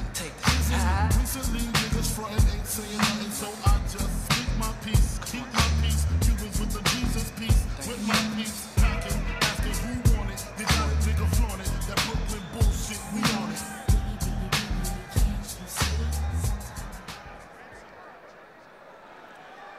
Rightio, there we go. In the ring, ready to roll for Bout 6. Brought to by McCulloch & Partners. There they are up on the screen now. Bit of a weight difference. There is a little bit of a difference going on here too, Kevin. Have you seen the stats there? 5 years in age. Big Bad Brad, senior, 45 versus Dom Rickety, 40 years old. You got that weight though as well. That's a biggie. Yep. Yeah, Big Bad Brad's got the edge on the weight. Yep. And the reach. This could be interesting. I mean, it's all about styles, boxing. It's what makes the fight, is the different styles that people bring to the ring. And, you know, height and reach is one thing, and it can, if it's used properly, it can be a great advantage. But then again, age, not. age can be another factor too, you know. Okay, eyeing each other up. Big Bad Brad's got the height, mate. He's a big man, isn't he? Hey? He is. See, look at that. Yep. He's kind of like half a head taller, isn't he? Couple of words here from the ref. Yep. We're ready to roll. Yep. Peter George in charge, the third man in the ring. Hey, no matter what happens, it's like the last fight. It takes a lot of courage to step through those ropes, and hey, your hat goes off at each and every one of these competitors. Oh, definitely. You see the stance there from Dom as he came in too. Yep. He may be the smaller one. Yep. He's got to reach him. Yep. Yep. He's boxing outside, but he's prepared to move around, and he's got a good variety of punches, has Dom. Brad getting a couple in too now. Big Bad Brad going backwards. He's got a bit of an Ali lookalike there, the way he's shuffling with that left jab. Big Bad Brad, eh? He's been watching. He's doing a lot of shuffling backwards at the moment, yeah, mate. he is. Yep, yep. He's got his stance sus there, Dom. Yep. Controlling that, just pushing him around the ring as he stays in one spot. Yep, Dom Rickety's displaying a nice straight left-hand jab. He's the shorter man, but he's finding his reach now. He's starting to pour that left hand out. He's touching him with that left hand. Just needs Brad to hang about a little bit closer. He's always over the other side. Yep. Yeah, that's a good left hand. That connected well with the target area. Dom Rickety starting to work his way into this round. Getting a good feel for the first round. It's oh, and sends him backwards. A little off balance, I'd say. But that's shaping up to be a good competitive fight so far, and both boys look evenly matched. Yeah. Just they come into it now. Another couple of bouts still left to go. Couple of rounds, sorry, minute 30. I think the corner and the red corner, Big Bad Brad Anderson's corner, will be asking him to go out and put a bit more pressure on the opposition. He seemed to be dancing around a little bit more, and you said Dom hanging out in the middle, sort of. Yep. There he is in the Harvey Norman replay there. Dom was getting him a few times there and wasn't having to do as much movement. And there he comes back too. Yeah, Dom Rickety's picking his punches nicely. He's connected with the cleaner punches. I think he'd impress the judges in that first round. Dom Rickety. You're down in that red corner, spinning some yarns. What would you say to Brad? I'd tell Brad that he's got to start going forward a bit and putting a bit of pressure, using his height and reach, and walking onto this guy and starting to put a bit of leather out, letting his hands go. Right. We'll see if he heard that from back here. He's definitely got to use his height and reach. Yep, he's standing his ground a bit better this time. He's coming forward. Look, I think they heard me. He clicked the cover on the mush, but he's going back in. Yep. Dom Rickety he's just finding his rhythm again. He's shorter in the reach, shorter in the height, but he's got the movement sus though, doesn't he? He doesn't need to do too much of it. Yeah, he's got some nice fluent style of punching, and he's effective with his punching. See, he's counter punching, and he's picking up the odd point here and there with his straight left and right hand to the body. And he's relatively safe too. He's not taking a lot of punishment with his style, the way he's fighting. He's conservative, but he's picking his punches, and he's doing well with the blue corner. Brad, he's starting to do that thing where he goes backwards a wee bit. Yeah, Big Bad Brad. Yep. Lost his balance there a little bit, just a little bit off balance. Dom getting up towards those ropes. Yep. Dom Rickety stepping up, putting the pressure on him, picking his punches, favouring that right hand to the body, which is keeping him out of trouble. He's slipping his head over to the left, and he's connecting well with that right hand to the body, keeping out of trouble. Okay, back into the corners there. There'll be some yarns spun now. Yep, I'd say Red's going to have to knock him out. Yeah? Yeah, to win. Yep.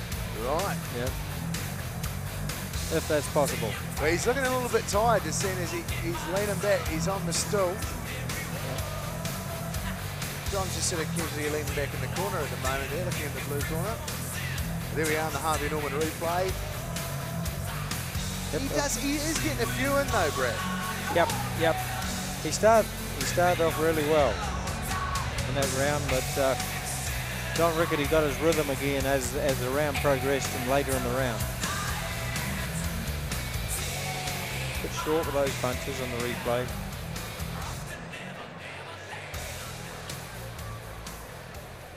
Dom Rickety's playing it safe. He hasn't been tagged with a good one yet. I think they could turn it around if Big Bad Brad put some leather on him. Is he going to do it? Having a look at him now. He needs to punch with authority. There he goes. He's had a bit of a rack up from the corner, I'd say. Brad's coming. One of them. Oi, he's coming in. He's looking to. Tom doing some breakdance in there. Oh, there we go. He's down for the count. That's a knockdown, fair and square. Yeah, he got over anxious and he was coming in. He meant some business, but he got tagged doing it. So, you know, well done to Dom Rickety for just keeping out of trouble and catching him when he was coming forward. That was pretty well done. But you've got to take your hat off to Brad Anderson for coming out in that last round and really trying to do some damage. Yeah, and he did too. Yep. Coming back in, he's good to go.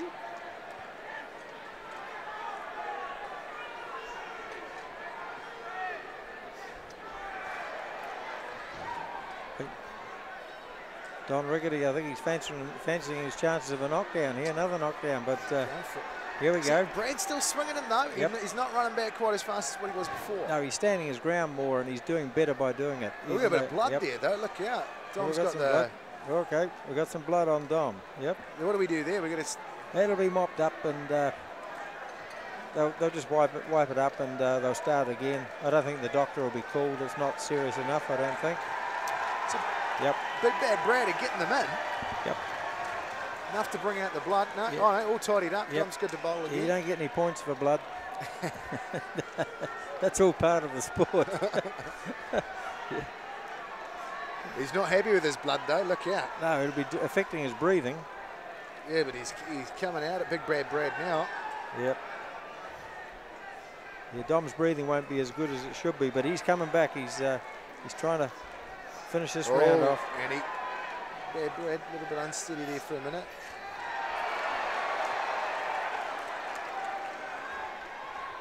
Yeah, Big Brad, he's like a shark, Big Bad Brad. He's tasted blood and he's looking for the finish. Hey. And then when he does come in, jeez.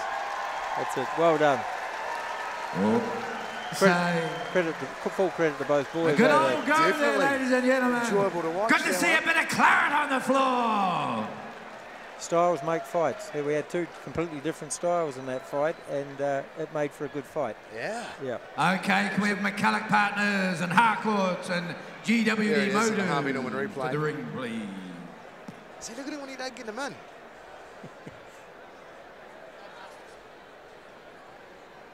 Catching the snout there, that's where that blood came from.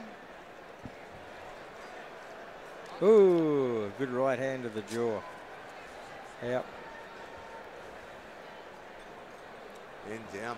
Okay, waiting for the judges now. I think the blue corner's going to. Yeah, geez, they're making their comeback now. Yeah. They were 3 down at the start, but they're Highest to the middle. Making their way back. 3 each now. If it goes blue, that's if it goes blue. 3 each. There's a 10-8 round there with the knockdown, so the points were getting a little bit wider again because there was an extra point gained by the knockdown. Oh, jeez. Yeah, normally a casual round would be 10-9. Righto, because he touched we the have a canvas, result. it went to 10-8. So Over sponsors over to here. put Dom Rickety into a better position with a 10-8 round to win the fight. Okay, we have a result. Your winner comes out of the blue corner. 3 each. Private pay. And your call's not going too bad either there, Kevin. I think you've only got one wrong so far tonight. Yeah. Well, I haven't picked them all. I'm not that clever. Jason for the Kidz TV very shortly is going to be catching up with their champ from our 6th bout of the evening, sponsored by McCulloch and Partners. Private pay. Dom Rickety taking it for the blue team. There's going to be a quick 15-minute break between bout 6 and our 7th bout. So once we catch up with our winner from this round, we'll take a quick break. Fight for Kidz at ILT Stadium Southland 2018. All the money raised this year going towards Koha Kai. Auctions going on, raising that extra money as well between the bouts.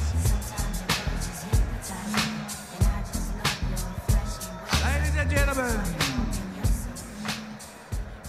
bout 6, the McCulloch Partners taken out by the blue corner. Now we're going to have a 15-minute break and we're going to invite the Mermaids back to the ring.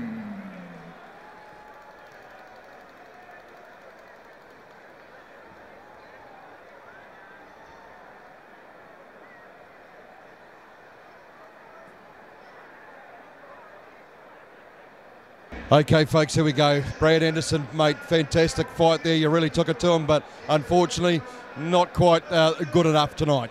No, Dom, he had a wee bit of experience, but he's coming at late notice. Awesome effort. Yeah, he started awesome, and I was sort of coming to grips with it and come a bit better in the 3rd round, but he had all the damage done, and man, he hit pretty hard. It was good.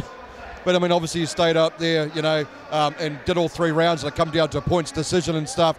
Do you think all this hard work, 12 weeks of it, has been worth it for you? Yeah, it definitely has. As I said, met a lot of new people, a lot of friends now. There's a shitload of support here, which has been awesome. The whole experience, like I take my head off to any boxer now. But yeah, I'm definitely glad I've done it. Not so much the armchair critic anymore after actually experiencing it yourself. It's a bit different when you get in the ring, isn't it? Yeah, definitely. Any boxer has got my admiration from now on. Unbelievable sport. Okay, so tell us who's helped you to get where you are. We obviously give you the opportunity to do that. GWD, they sponsored me, gave me a truck to drive around for 3 months, which has been really awesome. My family, they've probably put up with a lot of shit from me over the last 3 months, grumpy moods and stuff. And my boys at work have picked up the slack a bit for me. And just the general support here has been unreal, and hopefully they raise heaps of money, and it's definitely been all worthwhile no matter how much they raise. I think there's a lot of people here that's a given that they've raised a lot of money, mate. It's fantastic. And hey, fantastic effort, Brad. I mean, you're not a young fella anymore, as you keep telling me, so congratulations. I mean, we've told everybody it's not about losing, mate, it's about winning, and what you did is you got into that ring and you gave it your all, and mate, that's no easy feat in itself. Yeah, no, thanks for that, and just thanks to everyone that's been part of it. It's a great experience. There we go, folks. Of course, Brad Anderson, gracious in defeat, and we'll get our winner very shortly. Wow, oh well, oh wow. Here he is, Dom, and mate, Brad really brought it to you, but you also brought it to him, mate. What a fantastic effort. Coming at late notice, obviously, and he said he just takes his hat off to you. What a fantastic achievement for yourself. How are you feeling? Yeah, well, I probably accepted that fight a little bit earlier. The coach said, oh, do you want to fill in for one of the boys? I was like, yeah. Hung up the phone and I looked up Brad's statistics. I was like, oh, no. So I immediately regretted that decision. So I just had to train as hard as I could in the 8-10 days I had. And my goal was really to give Brad a good fight because, he's trained for the full 3 months. And for him to miss out in 2 weeks would have been a shame for the whole thing. So, yeah, happy to jump in. So tell me, have you had any experience before? Or, because obviously you got the moves in that boxing ring, bud. 2010 I fought in Fight for Kidz. 2016 I was helping out with the fitness coaching, and I got called in about 2 weeks' notice again to help someone out as well. So this is technically my third fight, but I've only had one full session of training. Oh, that's unreal. And so you've obviously got a few people you'd like to thank that's helped you to get to this point? Oh yeah, like my coaches and sparring partners really went out of their way, and in particular Stan Tiete just come in, drop of a hat, helped me to get ready for this fight, and without that I wouldn't have gone 1.5 rounds out there. So yeah, in particular that Stan really helped me out. Mate, it's fantastic. Congratulations on your win. And your sponsor, who looked after you? So Harcourt's my sponsor for this fight, so I'll make sure I make my way over there and try and get a free beer or two out of them tonight. I think you've earned the right for it, mate. Fantastic, well done, and enjoy the rest of your night. Cheers, Jace. Thanks, mate. Okay, there we go, folks. Dom, what a fantastic fight that was. We've got a wee bit of entertainment coming up. We've got a couple of ads we need to get sorted out as well. Look after our advertisers that are bringing this stream to you as well. Of course, the Pits TV donated this time to the Fight for Kidz. We thought it was a very, very good cause, and we've enjoyed bringing it to you. We hope you're sitting at home and enjoying watching it as well. Stay tuned to the Pits TV. Right, Bout 7 is brought to you by this fine table over here, 295 on Tay Motels. Jeffrey Charles Shepherd needs no introduction. He's sponsored by Sheep Metal Craft. He's age 37, his weight is 88 kilograms, height's 171, his reach is 180. He has him on the tape. He comes out of the blue corner. Make some noise for Toru! The silent one, Uemaki.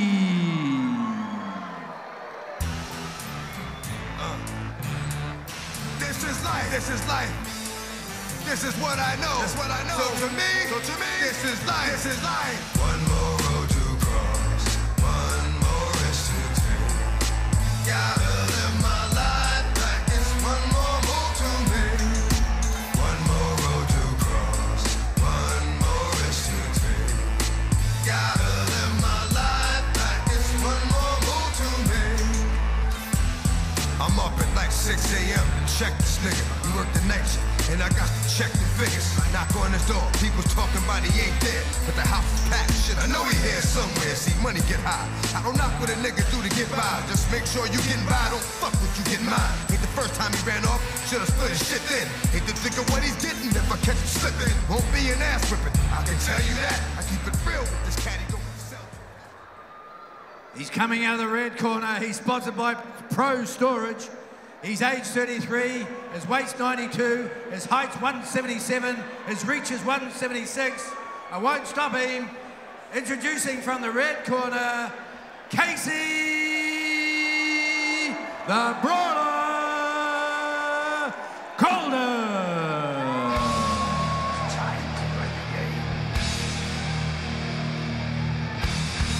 Time to play the game!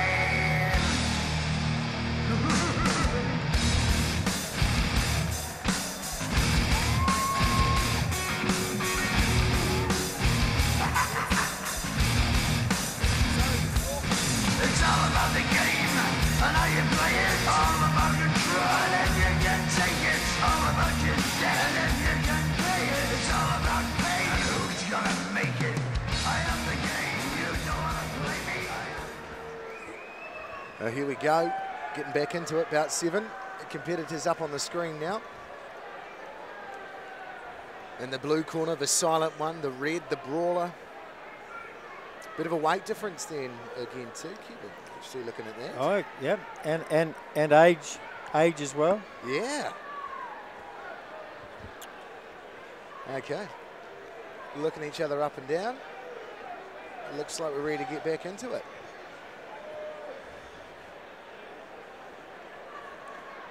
You got to watch these silent ones. The silent one and the Brawler. And we're off. Both walking into the ring like they mean it too. Straight off. Was the Brawler starting that one? Yep. These guys will be tired after the first round. Flick this straight in there, fists left, right and centre. Yeah, they're letting it all go.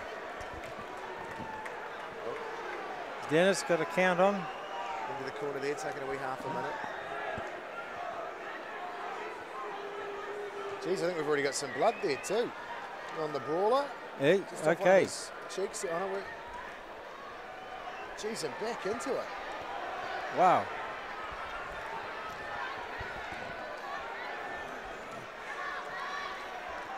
Yeah, the Brawler's got his head down and he's going for it. Flip, they both are though. Look at that, the silent one. He's still coming back too. They both got similar styles. They're going toe to toe. Do you want to come in low? Does that help you coming in a little bit low? Not necessarily, but they're both coming in low, so it's pretty even. Having a wee cuddle there, and they're off to their respective corners. Yep. What's Dennis? He wants the blood mopped up. Yeah, a bit of blood. So tidy that up and get underway. Give him a bit of a breather. And then back into it. Neither of them are mucking around though. They come in there with fists flying. Yep, he's heavily strapped across the shoulder too with a bit of tape. There's the Brawler. Southpaw now.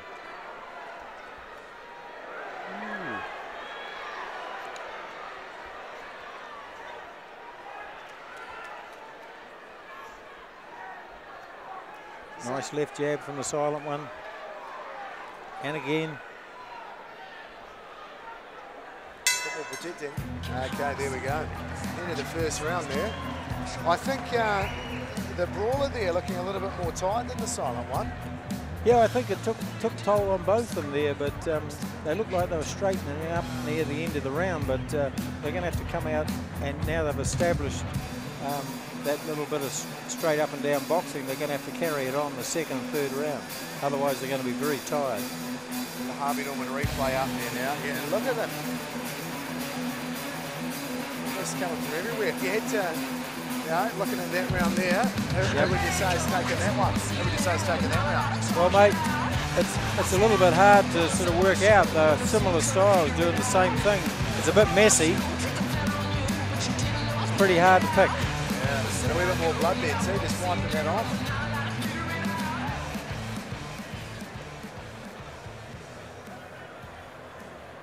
Rightio, getting back up and back into it again.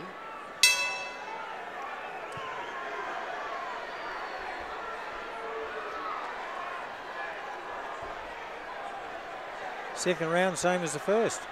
Yeah, they're not fluffing around, although I'm saying that the Brawler going hard this time into the corner.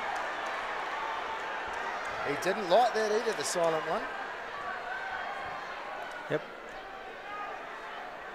Coming up in through the middle. Yeah, the silent one's starting to get a bit of an edge here.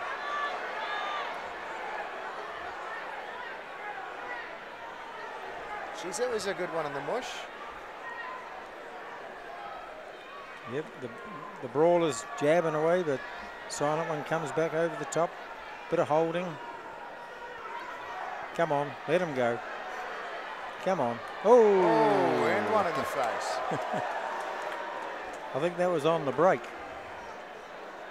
And a bit more blood too. A little bit unsteady on the feet there after he came out of that. Yeah, where's he bleeding from? Under the eye?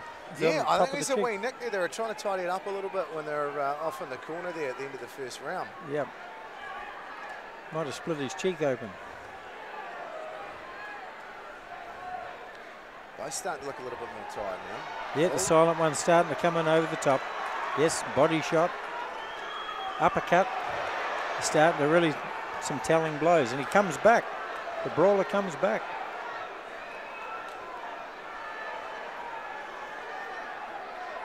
Good fighting in close. This is going to come down survival of the fittest.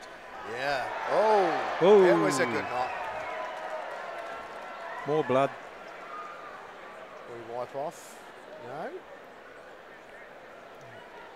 I think Dennis wants to clean that blood up. Yeah. You see, oh, he's facing the other way, but it looks like it was just a wee nick in under the eye before. Yep.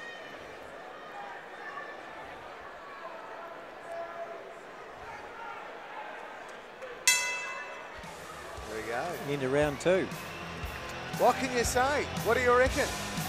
Well, the silent one seems to be getting a little bit of an edge on him, but it's not all over yet. No, but the brawler looks like he is. They're both looking tired, but the brawler a little bit more so. Yep. There's the cut there. It's got a bit of a nick under the eye. It's not too bad. No, well, this is going to come down to this last round. Who wins this last round? Oh, geez, look at that, the Harvey Norman replay. Look at that. They're both getting each other good there. Yep.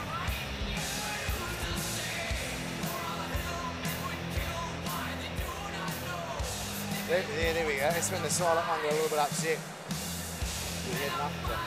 He had some good spots. The blue corner had some good moments in that round. Okay, here we go. Decide things up.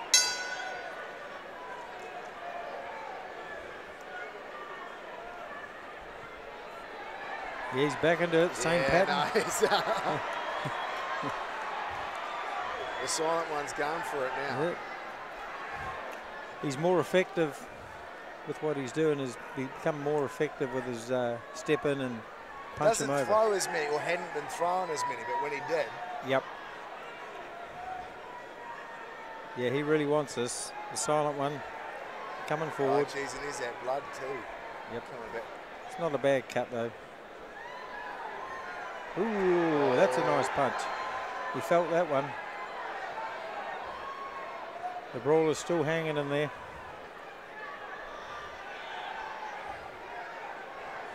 Casey Calder under pressure. Oh. I think we've got an 8 count going on, standing 8 count. Going to give him a breather. That's what he needs to get through this round. Starting to blow a little bit. Huffing the puffing, that blood's running down. Yep. He's still good though. Is it? Oh, look at those! Look at those feet. Here comes the silent one. Ooh. No, the silent one's not going to. He's going to keep going now. Wow, and the body. Ooh.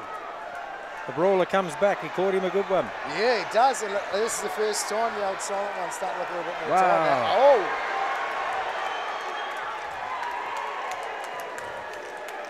What the old mush. Yeah, they both had some good spots in that exchange. Yeah, geez, they both want it now. Yep. Oh, that's good. He's just looking after that blood, trying to get him to the finish. Here we go. There can't be long left. Oh. We'll see. The silent one might get him here, yeah. Oh, no, there we go. Well, they'll both be tired after that. Should be a good sleep tonight. I'm going to have to take the blue corner again. Yeah. Are you going blue? Yeah. Oh, ladies and gentlemen, put your hands together. Looking at that. Great effort His there. mongrel. He was coming Sponsors in. to the ring, Yep. Jeffrey Charles. He was doing Sheet- damage. Yeah. Yep. Yeah, it's all about doing damage. Sheet Metal And, Craft, Father Ted, where are you? And Pro Storage. You see, beside what he's puffing, but he's not looking quite as knackered. both boys fought very hard. I mean, they kept that pace up from the word go. Well, and that's what you said too. You thought they were going to ease up a little bit after that first round because they're going hard, but made it for those full 3 rounds. It's the Harvey Norman replay up now. Yeah, there he goes. Look at the silent one coming in there. Yep, they had similar styles. They wanted to meet each other in the middle of the ring. Steve and just Margaret, not Jeffrey trade punches. Charles. Wow, uppercut. Yeah.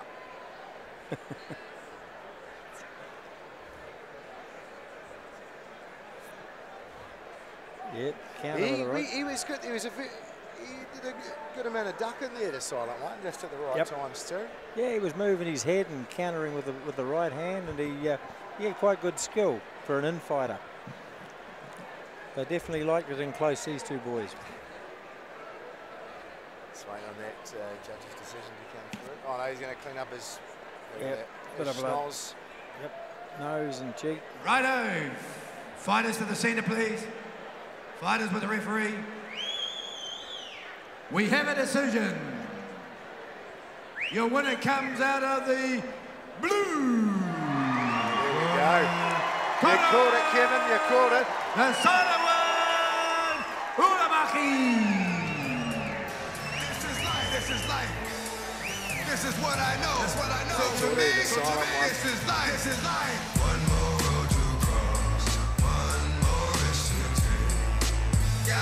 Handing over the trophies very shortly. Jason with Kidz TV. We'll be over catching up with both boxers. Getting their photo, pulling the poses. Oh, that is knackered. Look at that. That is tired. I'm up at like 6 a.m. to check this nigga. We work the night shift, and I got to check the figures. Knock on his door. People talking about he ain't dead, but the house is packed. Shit, I know he here somewhere. See, money get high. I don't knock what a nigga do to get by. Just make sure you get Fantastic, mate. Obviously, Tori, mate, unreal. You must be feeling all buzzed up about now, are you? Yeah, well, it's a totally different experience from the old rugby. Grew up with that, and this is sort of like a lonely sport. And give credit to my boxing sparring partner. He's a tough opponent. You play a bit of rugby, obviously. So 12 weeks of training for boxing, is it harder or easier than what it would be for rugby? It's definitely harder. You could hide behind the old rugby and rugby league. So, yeah, definitely harder. All right, good people that helped you along the way. Who looked after you? We got Dino, Hooney and Matt Savage. And we got Popey that comes in nearly every week for spar. And everyone else behind the scenes, you know, it's awesome.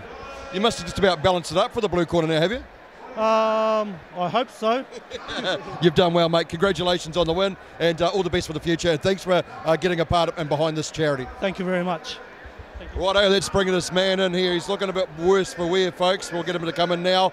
And of course, this is Casey Calder. He's just given his opponent there a bit of a cuddle. Oh, he looks like he's might have. You look like you've been in a bit of a boxing match there, boss. Oh, no, just too much sauce on the pie. Is that what it is? Bit of an experience for you, man. I mean, that's got to be something right out and right up there for you, is it? Oh, yeah, she's different to being in a pub. She's, fitness is the key. It's all right getting punched, that doesn't bother me, but then you got to throw them back, and that was the trouble tonight. Fitness is a huge thing, isn't it? 12 weeks you've been training for this. So has it gone sort of pretty good for you? Have you become fitter out of it? Oh, I start work, well, in Oysterman, I start work at 2:15 in the morning sort of thing, and they got the better of me some days I was good, you know, but hey, full credit to Toru, he's a good brother, a bluff brother of mine, and he just outdone me today.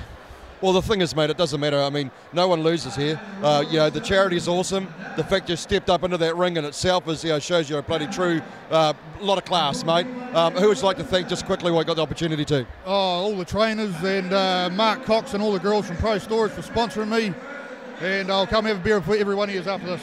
Good stuff. Thanks very much. Here we go, folks. Let's go over to our next fight, which is about to kick off right now here on the Kidz TV. Height is 160 centimetres. Her reach is 161. Make some noise for Bobby Rose, the Spitfire Leatherby.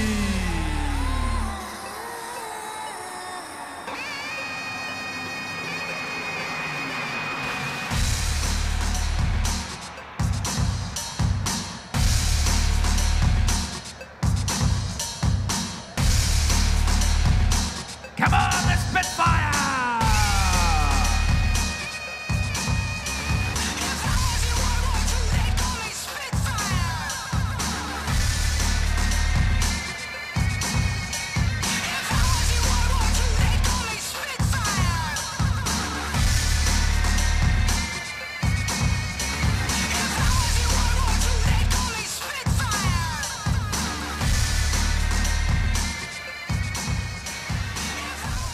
She comes out of the red corner.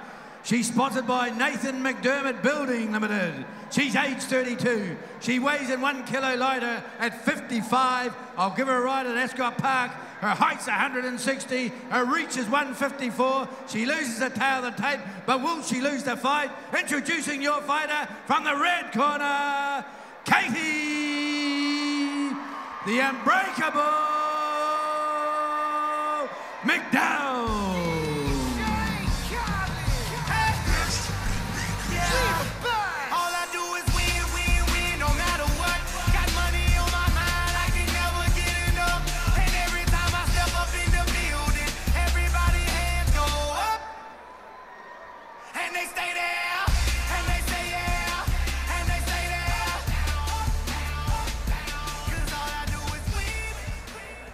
There we go, next competitors up on the screen. Bout 8. In the blue corner, Bobby the Spitfire Leatherby. In the red corner, Katie Unbreakable McDowell. She's just made her entrance into the ring. Women back in the ring, of course, Kevin, that's our 3 1-minute rounds. 3 1-minute rounds, yep, female bout, yep. As they get lined up, but we're coming to you from the ILT commentary box. I'm Simon Edwards. This is Kevin Payne, the Vice President of the New Zealand Professional Boxing Association. Also current referee and judge as well. Kevin, you know what's going on.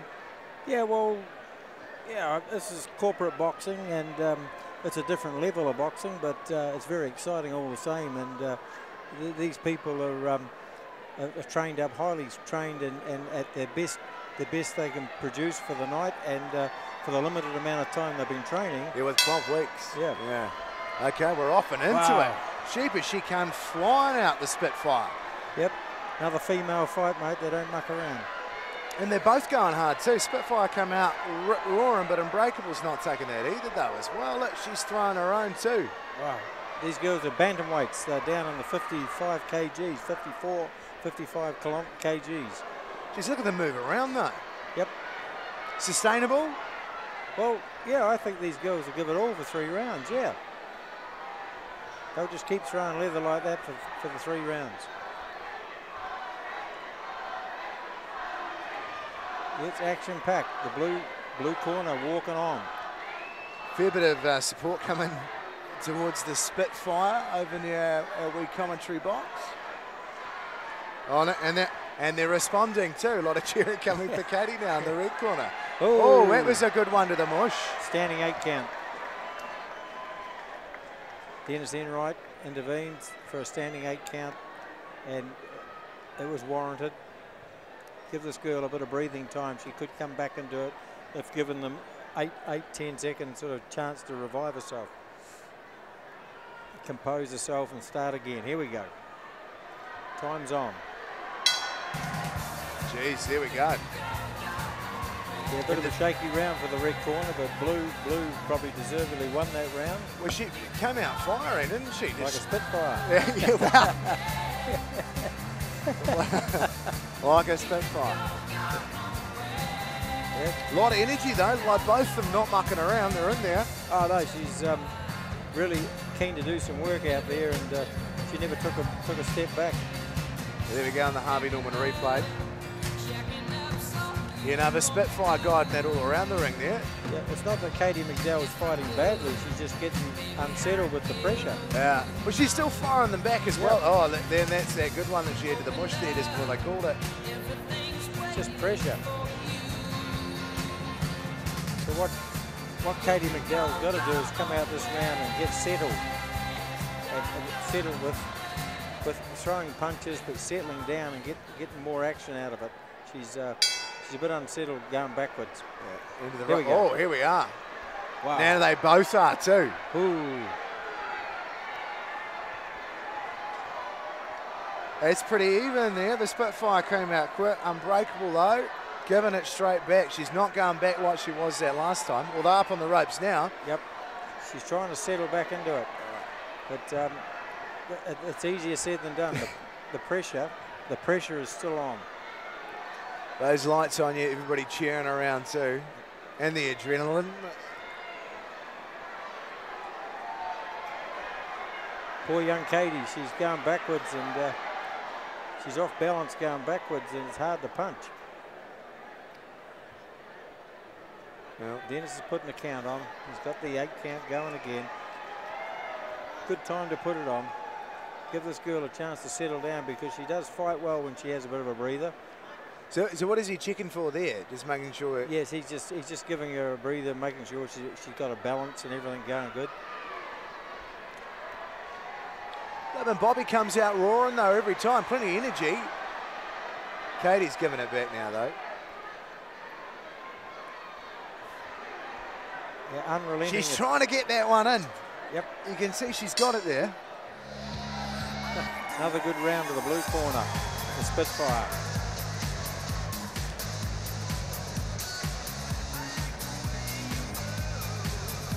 Well, we're liking it at the moment. Still another round to go. Yep. Yes, Katie hasn't been able to settle in. She's just been under relentless attack from... well, Bobby don't give her a chance, does she? She's straight out. Straight out, you have your 8 count. She's straight back, snorting in there again. There's the Harvey Norman replay. Yeah, look at her go. Of course, her head's going up and she's taking a few punches. The Spitfire's coming through and pushing her head back with the punches and it's hard to settle.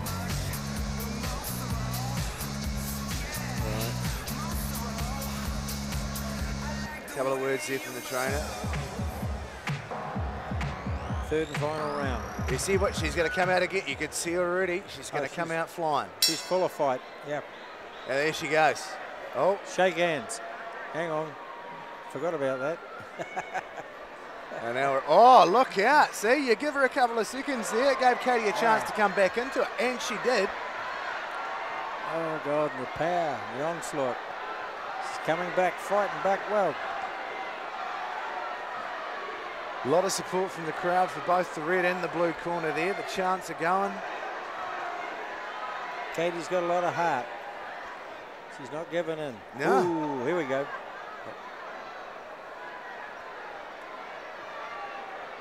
Look at that face. She's going for it. Yeah, I think they just about punched themselves out, these two. Yeah, they're looking a little bit. Oh, no, the Spitfire. Another attack. Oh, here she'll come. Yep. The referee can apply as many standing 8 counts as he sees fit. It's not like it's a point, only the punches scored. It's not like she's had a knockdown or anything. He can just apply it to make her recover. That's corporate boxing. She still keeps coming back, Katie. Poor Katie, there's no... Oh, good girl. There we go. She showed a lot of heart to hang in there. It was, once again, the two styles, you know, one cancelled the other one out a bit with unrelentless attack. They both, they went hard. Oh, ladies and gentlemen, didn't they do well? Blue We corner 55 again, kilo Going lightweights. with the blue. Thrashing it out. Can we have New World Windsor to the ring, please? Tim Frampton, professionals, and Nathan McDermott, builder. Okay. Waiting for the judges.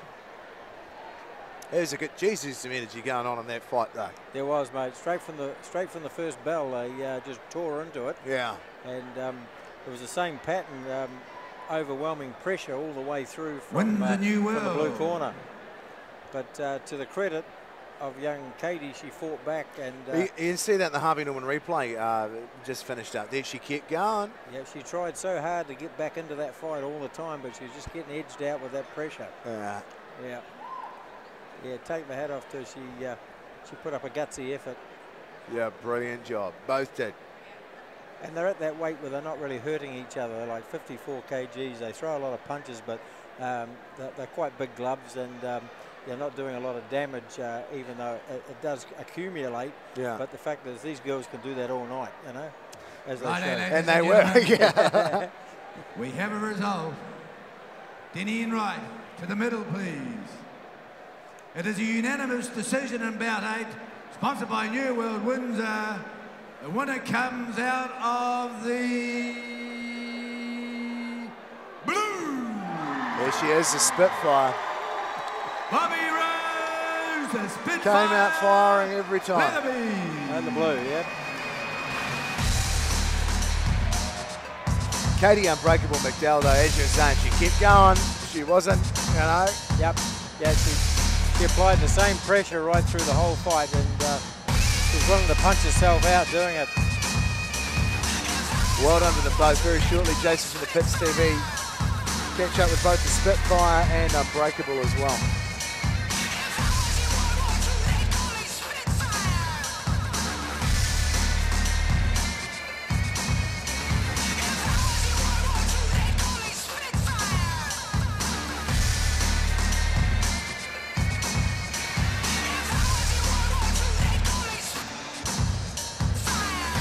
Getting a photo with the sponsors.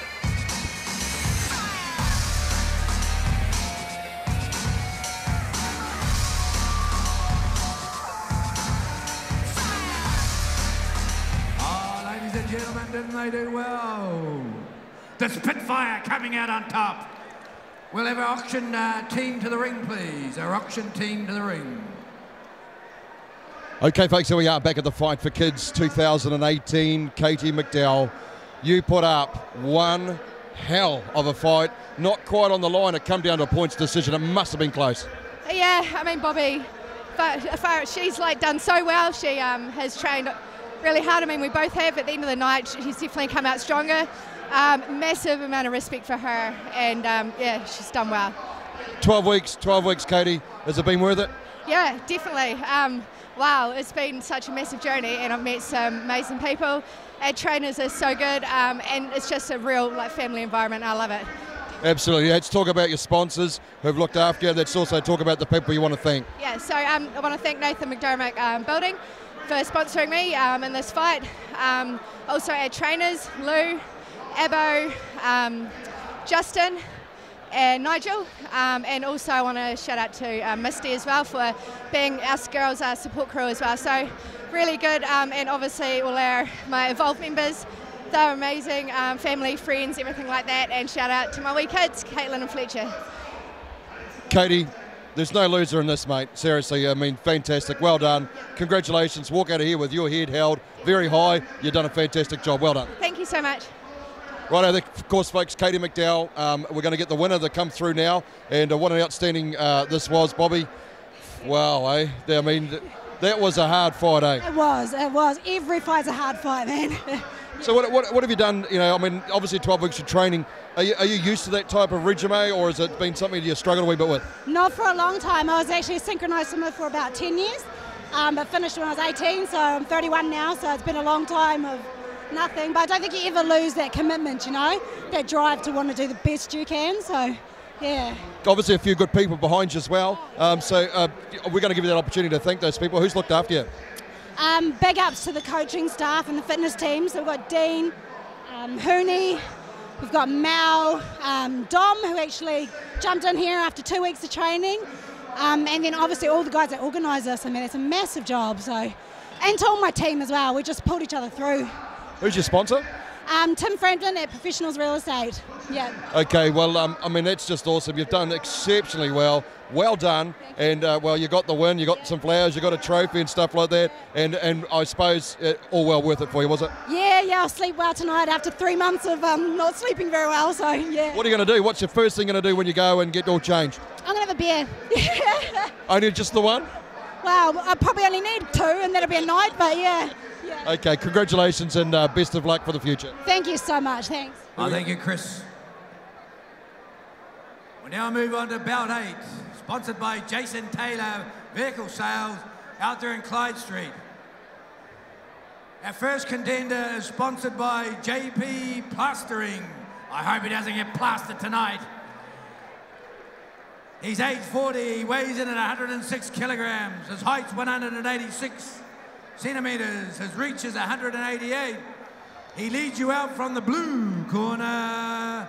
Ladies and gentlemen, put your hands together for Itty, the Ranger Sapini.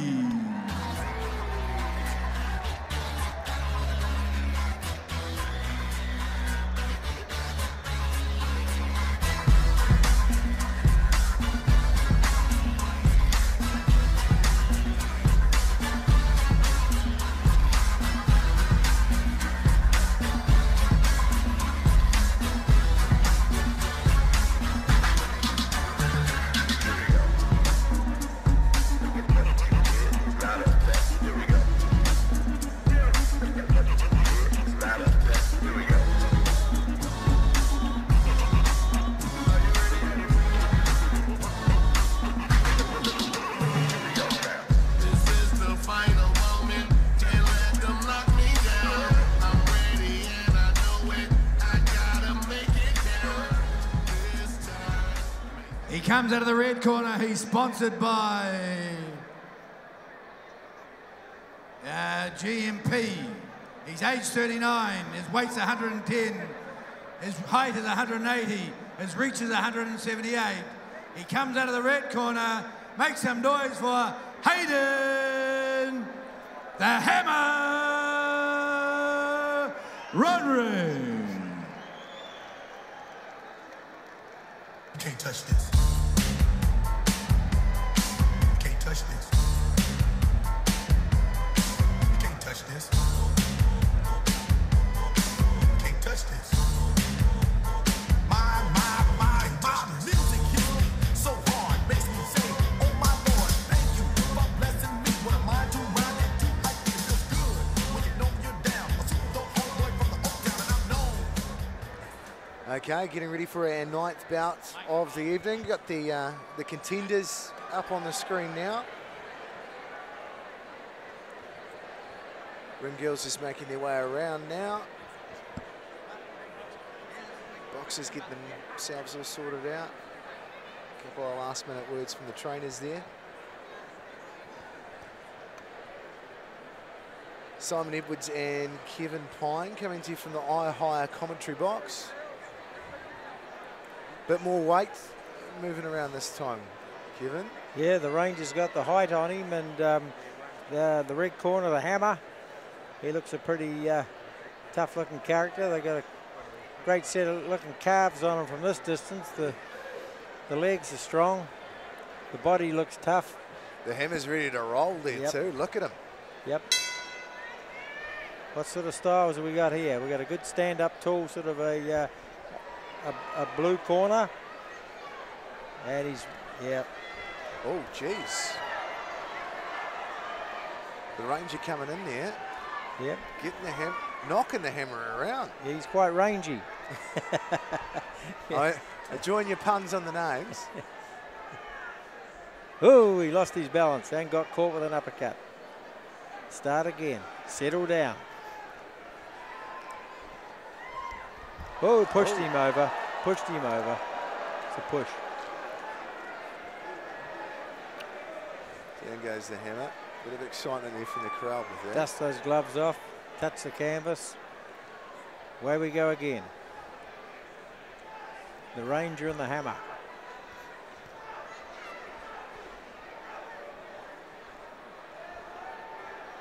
A lot more calculated, those punches, than what we've seen from some of the other previous bouts. Oh. No punch.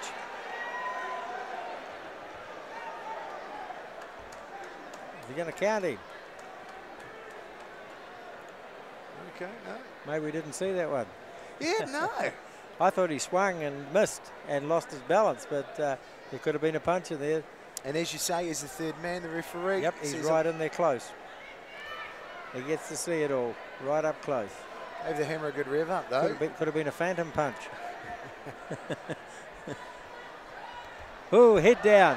Jeez. Yeah. He's put a count on him too. Things must be slippery up there in that ring. Didn't like his trip on the floor though, the hammer though. He came out back at the Ranger. So that's that could level up on the judges' cards. They've both been on the canvas.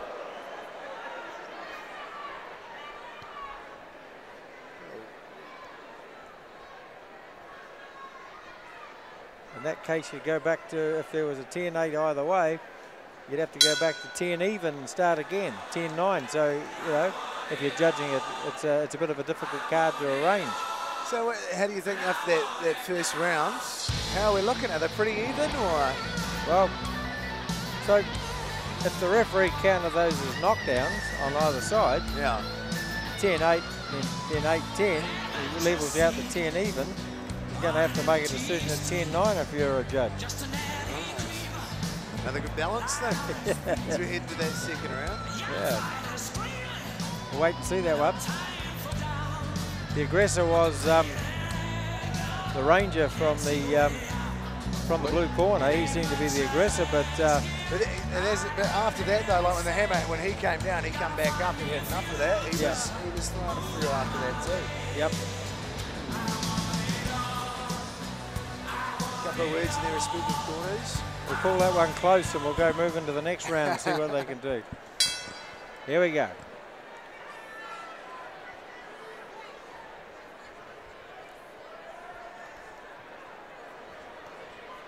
The Ranger and the hammer.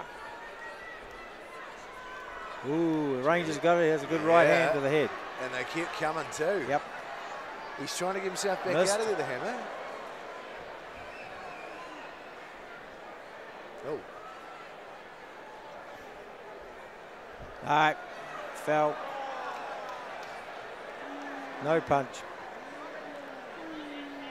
These boys have tasted the canvas a couple of times, haven't they? Hey? Bit of pushing going on. Yeah. No, I don't know. Good to go. Good to go. Back into it. The hammer does, when he comes out of those wee breaks, he comes back firing. Putting his head down though, which is not a good thing. Get your eye on him and throw punches clean and clear. Yeah, he's getting a bit of vision now. Look at him, starting to get a bit hungry for a punch. Get your head up. Geez, a bit of force coming out of the Ranger when he does throw him. Oh! They're both a bit wobbly on it there for a minute. Someone might get lucky here. Yes, he's gone. I've noticed that now that you say it, he's gone down a lot, doesn't he, the hammer? Yep, he's putting his head down, which is not a good way to look. Take your eye off your opponent. You lose your balance. Or miss.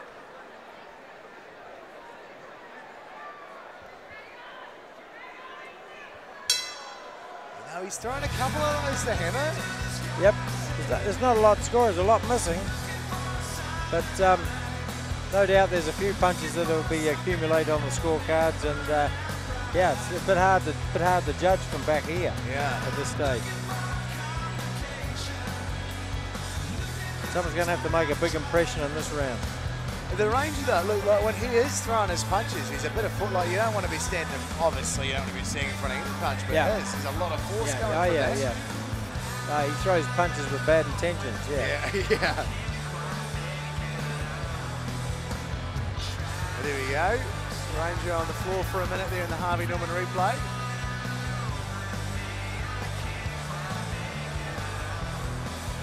He's throwing his head a lot into it there, the hammer.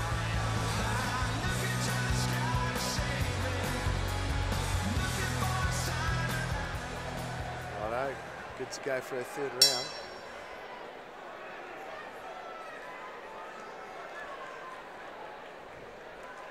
It's a man on a mission, that face here from the Ranger. Yeah. He doesn't look like he's tired. He could do this. He could go another couple of rounds. Yeah, he's quite composed. And you see he's eager to get a good one on the chin of the hammer. But the hammer's not, ooh. He might get lucky with one of those big right crosses. There's one there. Jeez, look at his muscles though. On the Ranger. There's a fair bit of missing coming the way of the hammer though. Yeah, the hammer takes so much out of you when you miss. I mean, you swing and miss, it just takes so much out of you. Here comes the hammer. The Ranger, sorry, the Ranger's coming back on the hammer. How do you get on with that pushing? Is it all right to... Yeah, you've got to free your hands up, get them free. You can't hold. The holding's a foul.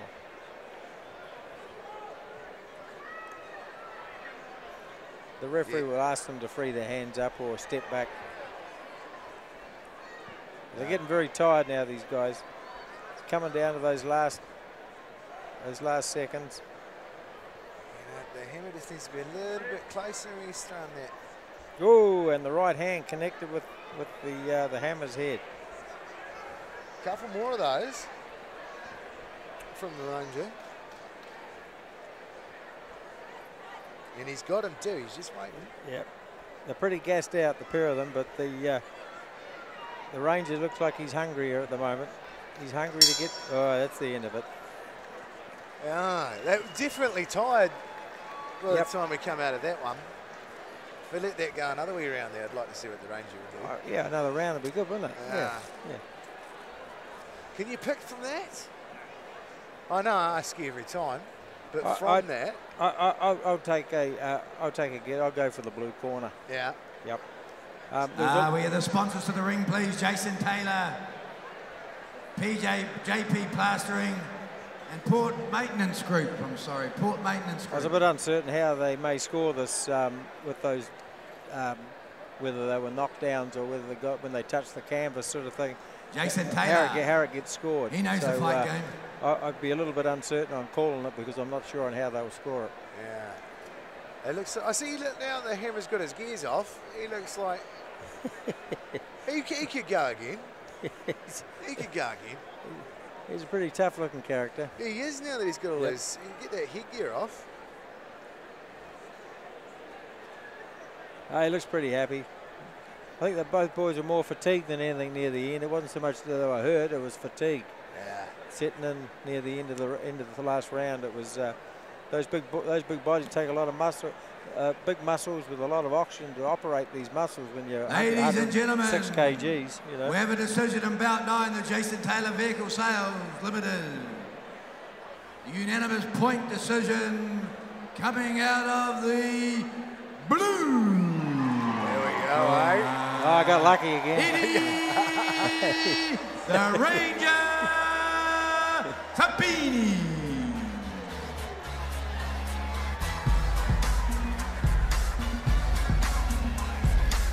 Here we go. 9th bout of the evening. Fight for Kidz, ILT Stadium Southland, 2018. All the money raised tonight going to Koha Kai.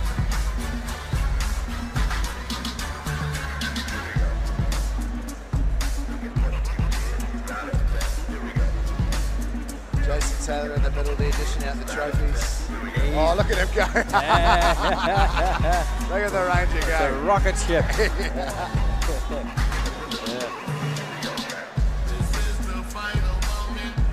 Oh, they look pretty happy with themselves. Yeah, no, they do. They've both done well. They're celebrating. Very shortly, Jason from the Kidz TV will be catching up with both the Ranger and the Hammer. See how they're feeling. I always say win, lose or draw when you step through those ropes. It's an unusual feeling to be in front of a crowd fighting. And I take my hat off to anybody that steps inside the ring, you know. Yeah. Okay, folks, here we are back at the Fight for Kidz 2018. We've got this man that's just gone out and cleaned it up. Edsy, mate, fantastic win for you. Thank you, boss. Yeah. Okay, so lots of 12 weeks worth of training there. Obviously up for the task. How would you rate your opponent? Was he just as fit as you? Yeah, first of all, thanks everyone for here tonight. And it was pretty tough training for for the last 3 months, and the opponent, my opponent is a pretty tough guy, but lucky me tonight, I get a win. Yeah, exactly. That's all it takes, doesn't it? Okay, you got a good few amount of people that helped you to get to this point. Who looked after you? Who do you want to thank? Thank you for my family, friends, sponsors, and especially our management, our team, Blues. Well done, boys. Thank you for everything, man. Thank you so much. It was amazing. It started off as a bit of a red whitewash to start with, but the blue team has just bounced back, and it looks like the big punches, the big hitters are coming out, eh? I know, it was a big shock, guy. Look at that, like three wins in a row. So it's like, it's been a big difference between this fight and the other. So yeah, it's amazing. It's amazing feeling tonight. So go to Blues. Go to Blues, there you go. Hey, well, congratulations, mate, and well done, and best of luck, and thank you very much for supporting the cause. Thank you so much too. Thank you. Alrighty, there we go, folks, and of course that was E.T., and we're going to get our next man to come in here, and this is, of course, Hayden Roderick, and Hayden, mate, it was a tough battle. Come over here for a wee bit, but it was a tough wee battle, but, mate, not quite. Not quite, no.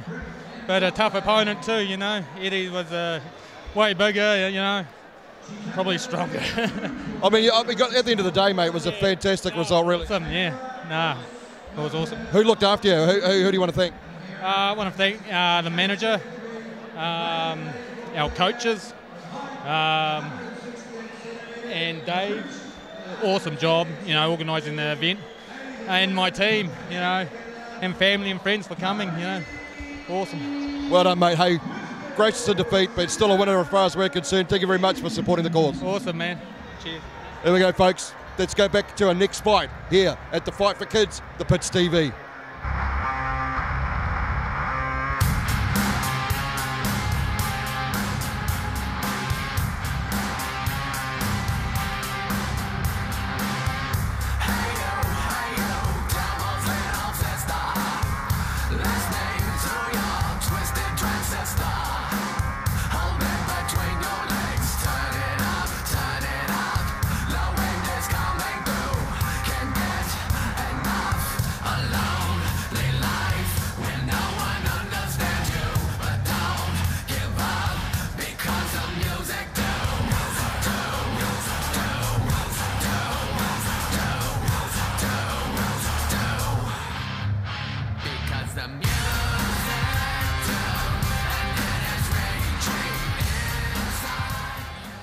She comes into the red corner. She's sponsored by Northside Sand and Gravel.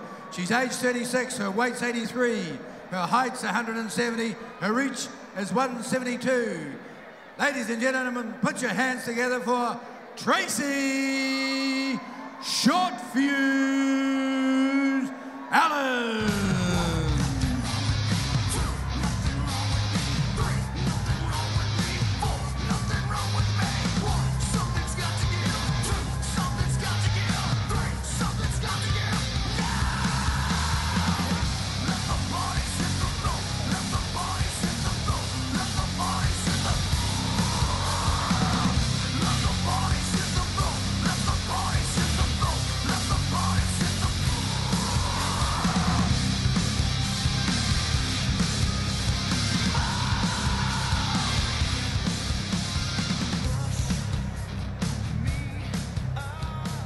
Okay, getting ready to roll for Bout 10. Up on the screens now, two competitors, Twisted Sister in the blue, just having walked out, and Short Fuse in the red corner.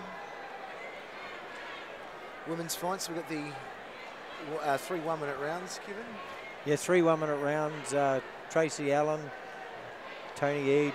I remember years ago there was a great little boxer from Southland called Jason Eade. I wonder if she's any relation to him. The Eades are, probably a family from this part of the country. But Jason Eade was a New Zealand representative. He was one of the sweetest looking boxers you see. He was a clever boxer. Yeah. Right.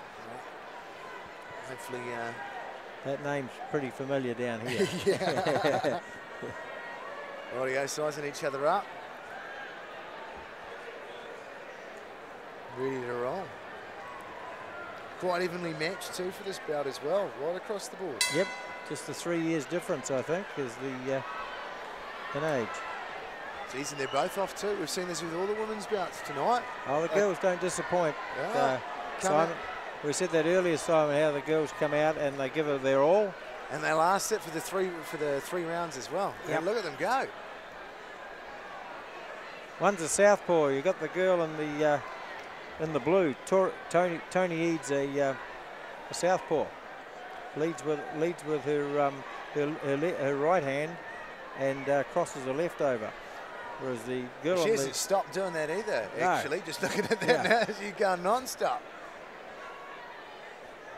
Short fuse coming back with a few, but it's hard for her to get them in. Yeah, and I see Tracy Allen was going around the southpaw too, trying to combat the style of the punches coming from a different side of her. She's trying to match her with a southpaw stance, which would be hard to do. Far out, there we go, into the first round. Who's busy? The difference when you're a southpaw fighting an orthodox fighter, when you both lead, your lead hands engage, like they clash with each other. Oh, and then coming through with the other side. Yeah, so like I'm going southpaw, and our lead hands. Oh, and then you're coming with the other. Yeah. So it's kind of like, it's not the ideal situation to fight, but you can train yourself to fight a southpaw, but you've got to take certain precautions on stepping to your left to avoid the lead punch and come over top of it. But yeah, I could show you how to do it, but it's hard to explain. Yeah, I was just gonna, not that you're able to see, but Kevin just demonstrated to me how it works. Yep. It's not easy, put it that way. No. It takes a little bit of skill. And this is what these girls are up against here. You see, you've got a southpaw fighting an orthodox fighter, and she's probably not very comfortable with fighting someone who's the other way around. She leads with her other hand. Here we go. Gee, she's away in again, isn't she? Tony E. Doesn't let up. Oops, she's gone orthodox. Yeah, now southpaw. The red corner. Yeah, Tracy Allen managed Tracy to get a Allen, now. yeah. She can switch. Oh, a couple of the mush. Tony E pushing him through. Yep, Tony E, she's taking on a fairly heavy workload here. She's not stopping. She's just jabbing her way through it. Tracy into the corner now. Oh no, we're back out and around. Yep. Oh no, gee, she's looking a bit tired now, Tony. Yep. After that, that is hard to keep up though. Yep. Referee's cautioned about round the back of the head holding. But there's not a lot of power in these punches, but it's unrelenting. It's pressure. Constant. Yeah. Jeez, and she does now too. You leaning a little bit more forward into it. She gets more tired though. Yeah. There's Oh, that gee, a minute. cheeky one there after the ding. She won't get anything for that off the judges. That bell goes, that's final. You stop counting. No, it was a pretty entertaining first round, and they certainly put a lot of energy into that 1 minute. Yeah, we're just looking at, oh, here we go on the replay now. Harvey Norman replay. You know, see, she does get him in. Yep, jab, jab, jab. Now she's back round to orthodox. Oh no, she's going southpaw again. Yep. Just looking at the now there in their respective corners, and things start to look a little bit more tired. See, look at there's Tony there up on the screen now. She's a bit tired. But go on nannies for 2 minutes. I mean, you would be, wouldn't you?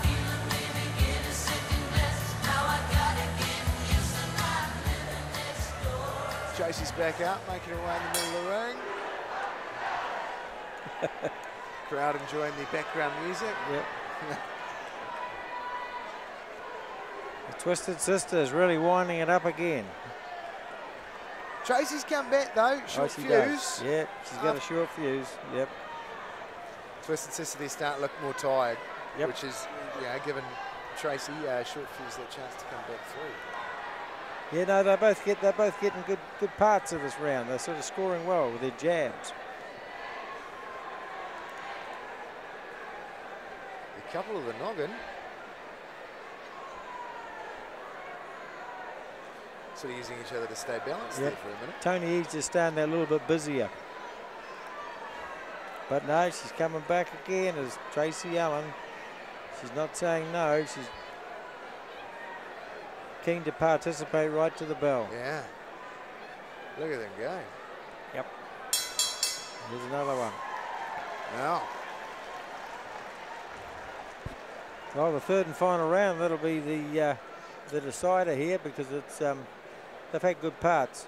Both girls have had good. Oh, that is. You know, I thought that was our third round. Yeah, that just is the the third and final round. Just Oh, the mate. 60-second rounds. That's Sorry, I got lost on that one. It was all very quick. That was the thing. They were going non-stop. Those minutes, they go quick. Yeah. Oh, You blink and it's over. Yeah. Harvey doing replay up now, but just looking into the ring, and Tony's looking tired, and she will, because she was going non-stop the whole time as well. But looking over into the red corner there, Tracy not quite as tired. Thought I could only see her back from where I'm standing at the moment. We'll get it back up on the camera. Oh, here we go. So I'll let you call us Great one. little scrap there, ladies and gentlemen. Oh, blue. Can win the sponsors of the replay. Brand Brick Blockling. You know, I'm calling that definitely Tony E.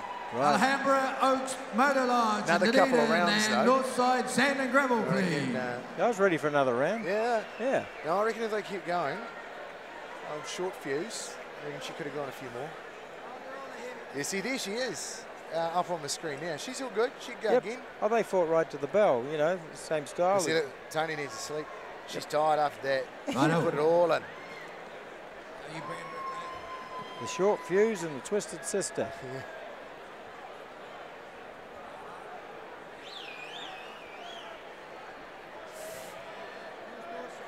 Yeah, they get those smiles.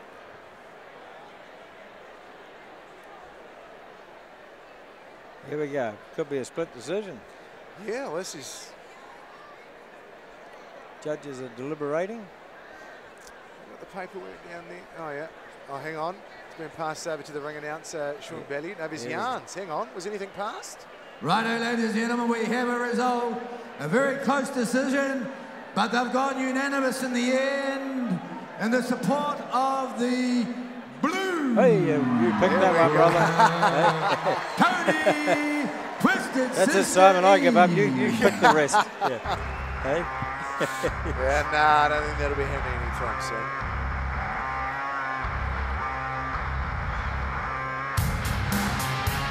There we go, though, from our high commentary box, Simon Edwards and Kevin Payne as well, with all the knowledge, the Vice President of the New Zealand Professional Boxing Association. But check out the beard in the middle of that ring, look at that. Oh, wow.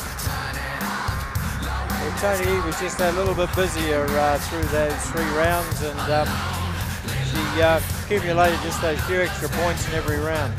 But she's tired though, she's done well, she put it all in.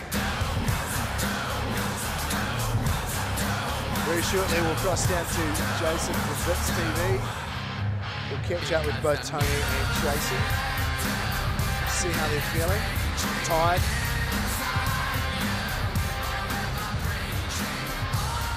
Auction team. Where's my auction team to the ring, please? So another couple of auctions on, and then just another 2 fights left on the card tonight.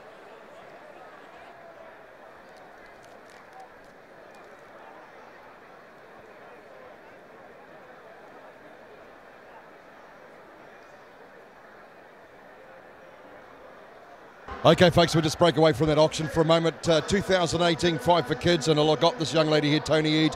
Tony, fantastic. It's you look a bit emotional, and obviously hard yakka. Yeah, totally not what you expect, but felt messy, but hey, it worked in the end.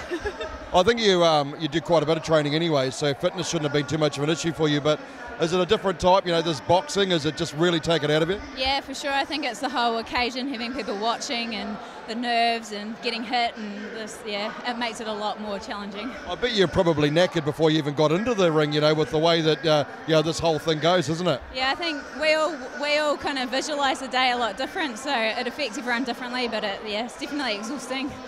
Yeah, definitely. Okay, so obviously there's been a lot of people that helped you to get to this point. Who would you like to thank? Everyone who organised this event, our coaches, our team, the other team, my family who sponsored me, just everyone who's donated. It's just amazing opportunity, very humbled.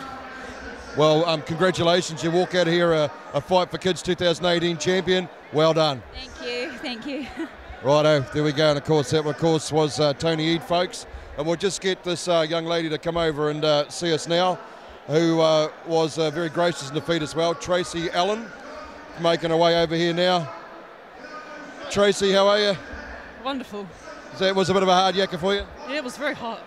Very hot? Very hot. Okay, so 12 weeks you've been training for this deal. Is it all worth it? Yes. What have you gotten out of it? I've made a whole lot of new friends. Got a bit fitter? We're a bit fitter. But basically, every hit that I was doing was another mouthful that was being fed. Well, that's pretty much the way to look at it too. And I mean, that's what we're here for, is the cause, isn't it? That's why I'm here. Yeah, that's fantastic. And anybody you'd like to thank while you got the opportunity to? All my friends and family that turned up, all my coaches, yeah, everybody. Hey, well, congratulations. And there's no losers here, obviously. I mean, all these people, I couldn't do it. So I take my hat off to you. Congratulations. Walk away here with your head held high because you've done a fantastic job. Thank you. There we go, folks. Let's get into our next fight. Due to kick off right now here on the Pits TV. Southland Kia, the proud sponsors of this event. Better put my glasses on.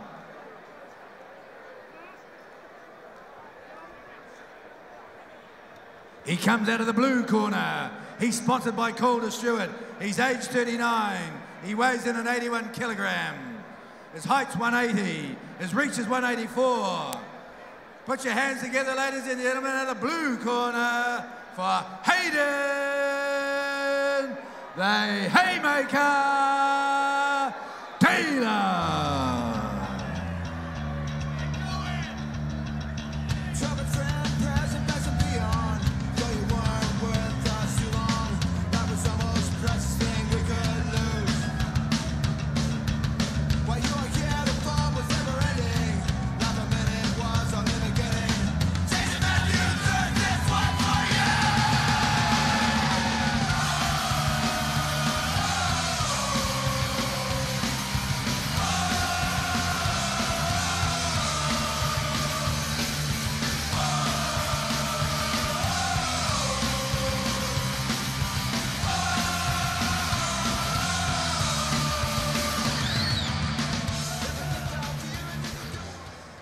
This boy needs no introduction. He comes out of the red corner. He's sponsored by Red Parts, suppliers of everything electrical.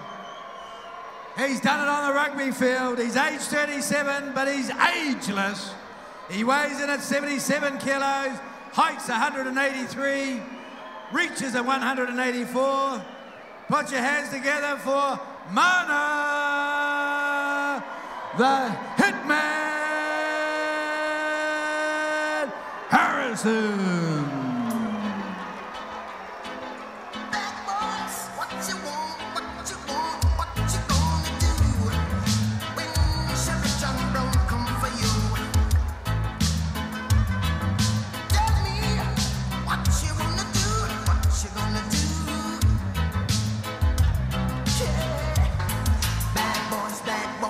What you gonna do? What you gonna do when they come for you? Bad boys, what you gonna do? What you gonna do when they come for you?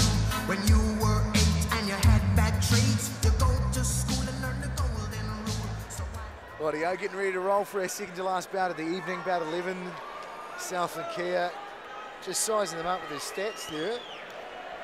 And you're saying, Kevin, you're calling it, you don't know anything about the two, Well, you reckon she's going to be a good fight? I don't know anything about the two boys, Simon, but just to look at them, they're athletic looking, they're not carrying any extra weight, they've got height, they've got reach, they're pretty equal in size and build, and they look athletic.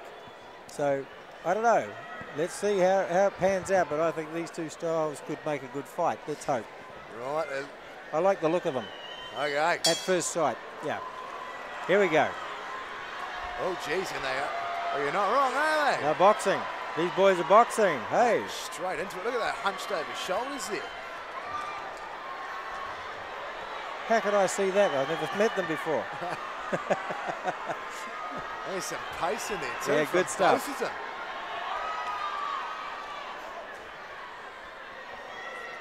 them. Hitman in the red.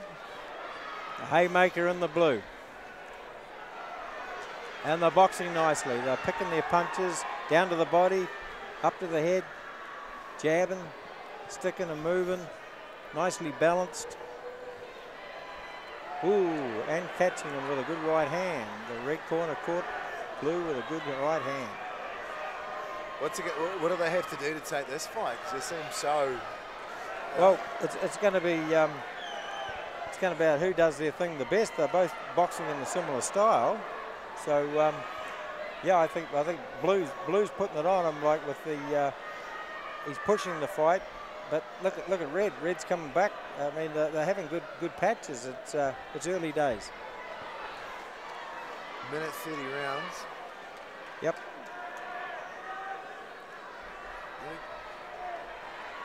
A wee breather there between the two of them. Yep, it's a good matchup.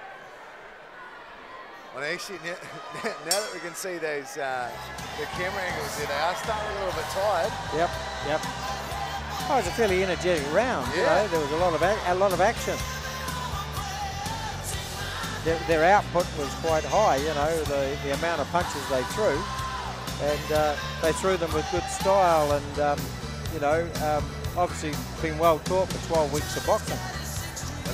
You caught it. You called it before there was even a punch thrown. Yeah, they just had their look about them. They are on the Harvey Norman replay now. And they do. Tip, backwards and forwards.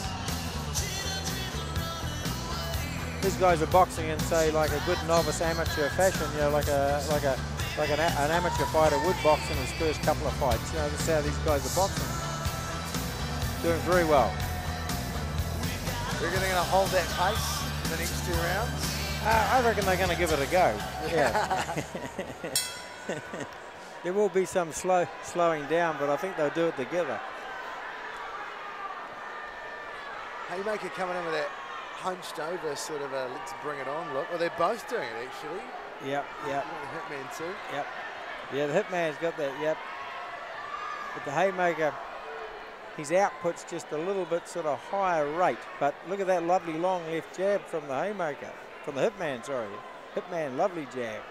Ooh, and a right hand. He caught him, a good one. And he's dropped him. He's down. He's down.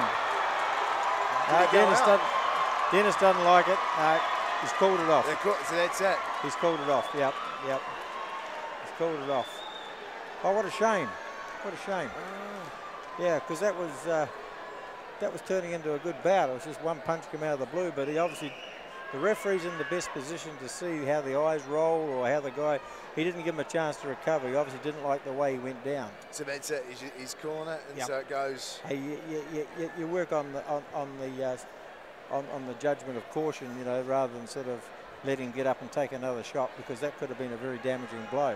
Here it is on the Harvey Norman replay now. Ref gets the best view. Yeah, he caught him on. Yep, caught him on the side of the chin.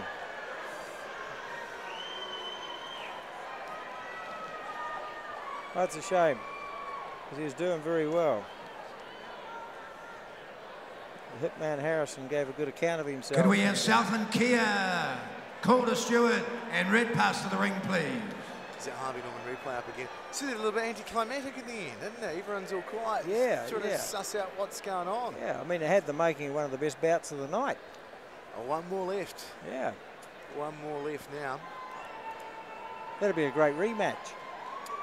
Oh, you're planting a seed. Yeah, another 2 years' time. They've got 2 years to hone their skills a bit more. And we have a decision, ladies and gentlemen. Yeah. It is deemed a knockout in the second round to the red corner.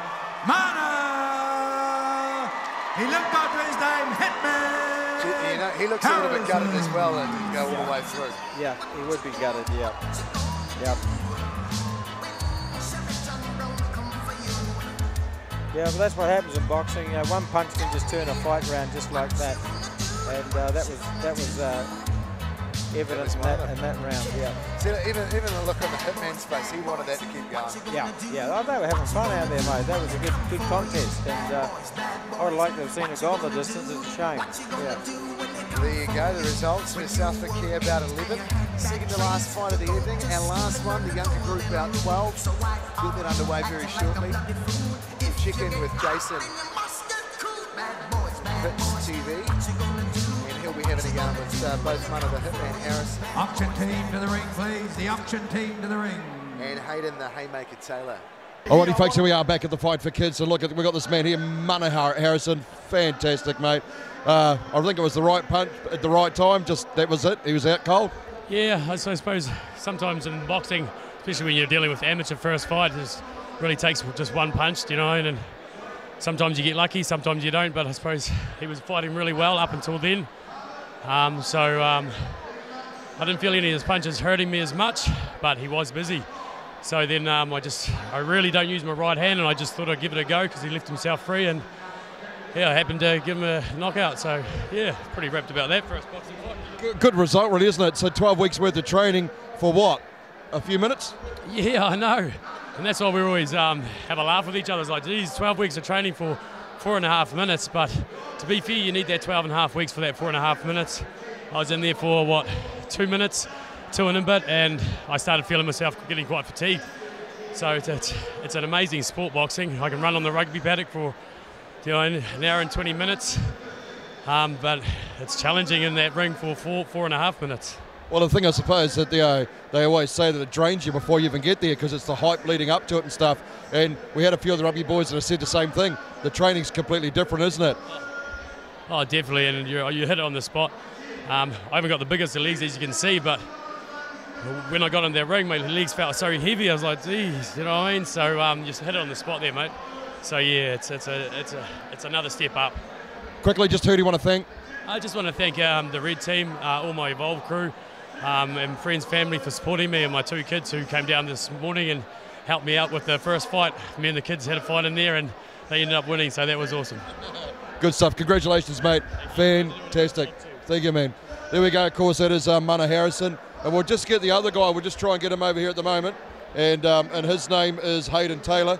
So Hayden's going to make his way over very shortly. He's been held up a wee bit there. And Hayden, mate, just the lucky punch is what he's saying. I'll just get you to stand a bit closer here. Yeah, just that lucky punch. That's all it takes is one, isn't it? Yeah, well, I thought it was good, to be honest. I thought I'd at least get an 8 count. Yeah, well, I did see they stopped it pretty quickly, didn't they? So obviously it is what it is, though. But mate, as we say to people, there's no losers here, mate. You still got in the ring, you still did it. 12 weeks of hard out training, mate. You can't take it away from yourself, surely. No, it is what it is. But yeah, good result for a good course. Absolutely. Good. Anybody want to thank? Koha Stewart, my sponsors, and all the family and friends that have come to support me. Good stuff, mate. Well, walk away from here with your head held high, eh? Thanks very much, matey. And there we go, folks. That, of course, was Hayden Taylor, and he was sponsored by Koha Stewart. And, of course, Mana Harrison, sponsored by Red Pask Electrical. Still a wee bit more to go, folks. It's the big one coming up very shortly. It is the big boy himself, Tangaroa Walker. This is going to be an epic fight. It is going to be the last fight on the card as well.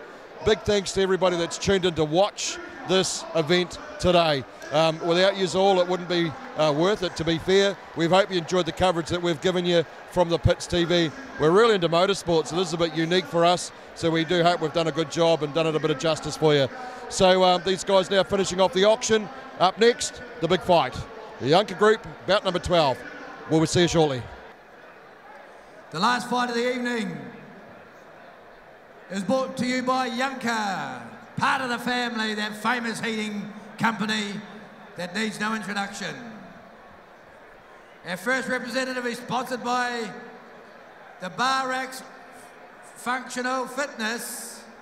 He's aged 28, he weighs in at 109 kilograms, his height's 182, his reach is 189. Ladies and gentlemen, put your hands together out of the blue corner. Tangaroa Poseidon Walker!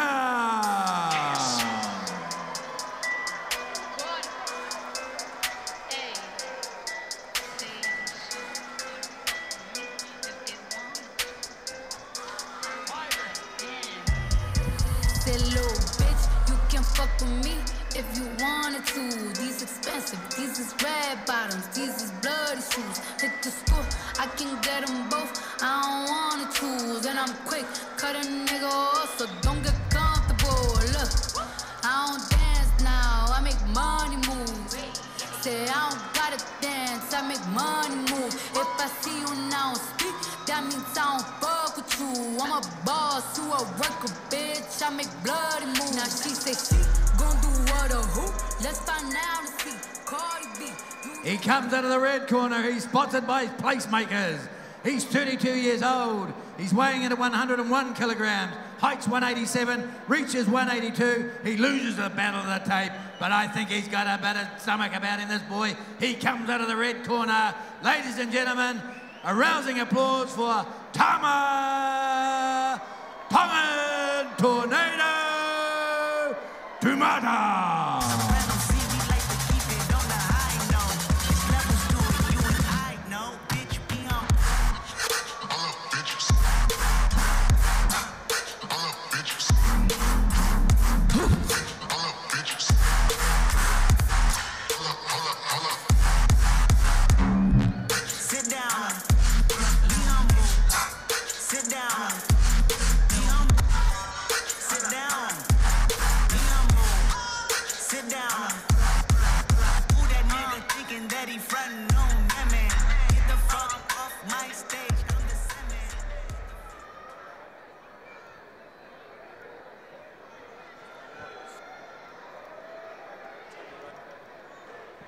Okay, well, it's your final bout of the evening. Younger group, about 12.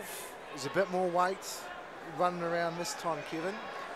Yeah, these look like a couple of well-conditioned heavyweights, and they're relatively young for corporate fighters, 32 and 28, which is not they're in their prime, these guys, for heavyweights. I mean, they look good. They look in good shape. Okay, we're off. Let's see what it brings to the table. Off it. Oh, good geez. jab. Good jab from Tamata. Coming hard, don't they? Yep. These boys are well taught. Yep. They're punching hard. They're boxing well. Nice jabs on both sides of the fence here. Ooh. Tamata's got some power too. Wow. Ooh, he's getting over anxious with that right hand. He wants to keep that tight. He wants to get this over and done with, this Tamata. He's keen to get this thing out of the way. You reckon we might see a knockout? Wow. We saw one last time. No, it wasn't a knockout. It wasn't a knockout at all, but yeah, it was an upset. But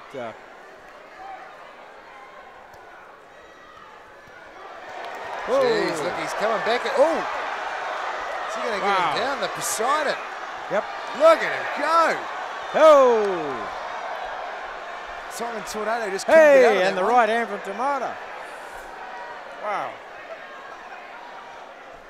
Walker keeps pushing forward. This is a good matchup, Simon. This looks like a very good matchup. Yeah, of course, it's going to be a little bit different. There's 5 rounds this time as opposed to I think they've forgotten about those extra 2 rounds. Yeah, will we need them? Wow. Oh. Come on, discipline. Jeez, that was it there. What's he saying? I didn't hear the bell. Dennis will be telling him not to punch after the bell. Yeah. Oh, sorry. Tapping his ear. I didn't hear the bell. Yep. Well, that was an entertaining round, wasn't it? Yeah, jeez. Both guys come out so poised and jabbing with their left hands, and then it turned into a bit of an all-out brawl. But it started off nice, clean, and tidy. So how long are the rounds for? Because I know that's a little bit. These are three 1.5-minute rounds, and the final 2 rounds are going to make 1 minute. Oh, right. To make it 5 rounds. So it's a bit unusual, the format, but I've never heard of it before. But these guys are fighting 3 1.5s and an extra 2 1-minute rounds on top to make it 5. If we get there. Yeah. If we get there. That's if we get there. Yeah. Yep. Harvey Norman replay up now. Anything can happen in boxing. Look at them move around. Yeah, they're very well skilled guys for their size and their weights. Well, he's puffing a bit there. Yeah. Oh, yeah.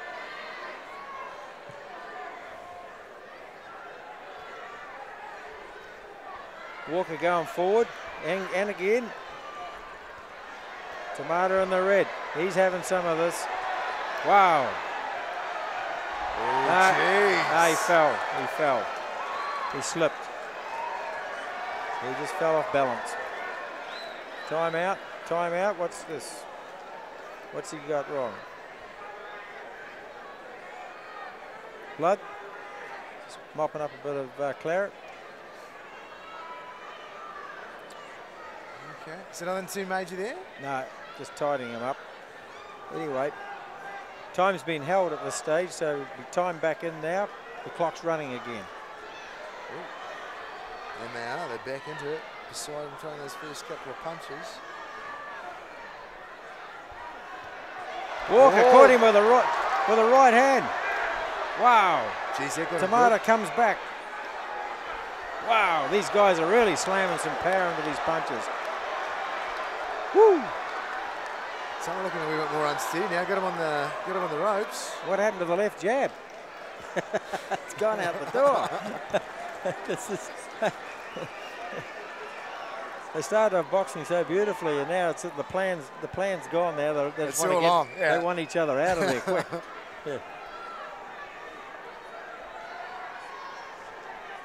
Well, so far as living up to the main billing. Yeah. Yep. Oh, we got a bit of blood there too now. Walker's walking forward with a blood nose. Tamata's trying to catch him with the big right hand. That's 2 rounds down. These guys are looking a bit gassed. Yeah, they're both feeling a little bit tired now. Yeah. The tongue coming out there from the Tongan tornado. Could be the last man standing this fight. I guess we got one more minute 30 round, and then the 2 1-minute rounds. That's correct, Simon. Yeah, we'll get the 130s out of the road, and then we'll concentrate on the minutes. Interesting format. That is our last bout of the evening, though, bout 12 at ILT Stadium Southland, Fight for Kids 2018. All the money raised from tonight is going to Koha Kai. Harvey Norman replay up now. Geez, look at them throw around those punches. You know, their boxing has changed, though. Look at that replay. They're just... I mean, it was textbook boxing the first part of the first round, man. They came out with great left jabs, and they were matching each other with a jab. Now it's kind of turned into a street fight. Yeah. They're scrapping. Yeah. Jeez, they are too. Ooh, uppercut. Walker keeps walking. Walker keeps walking forward. He's hello. What do we got here? Dennis is instructing.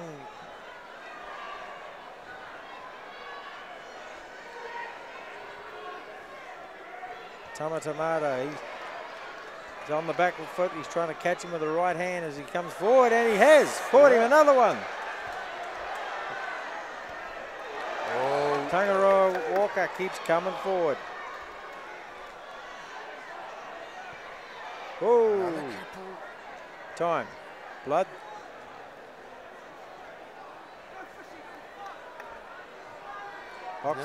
Box on, time in. Bit of a breather for them. Walker not letting up. Now Walker's forcing the fight here at this stage. Oh. Tamata on the ropes. Yep, and the right hand. Walker straightened it up with a left jab, come across with the right hand, and that's what he's got to keep doing. Keep it straighter, don't swing, because when you swing and miss, it takes so much out of you. Keep him on those ropes. He's on the ropes. Now you don't want to be there because it keeps you off balance. Looking tired now. Yep. Tamata. Yeah, Tamata's looking very, very tired. That's the end of the third round. Gee, look at him walk back over to the corner now. These last 2 1-minute rounds are going to be a hell of a distance. He needs a wee cup of tea and a rest. Yep. Get the blood sorted out in the blue corner. They're both tired, but at this stage, Walker's looking the fresher of the two, if you could say there was a fresher one. Yeah. Once you get that blood off his face there. Yeah. Yeah. Look, he wouldn't say no to a wee sit down, but he's good to go. Yep. Yeah, they're standing in the corner, which, you know, I mean, okay, you got to get off the stool and stand up, but the fact is, I take the seat. Yeah, well, I have noticed, do they have a seat in the blue corner? I've noticed Yes. most of them have been standing. Yeah, well, there would be a stool if they wished they could sit on a stool. There would be a stool, yeah. Yeah, right. Harvey Norman replay out now. Well, I suppose when you're in the gymnasium, you don't get a stool at the gym when you're training, but in a fight, it's different, yeah. You should take the pressure off your legs. Breathe deep.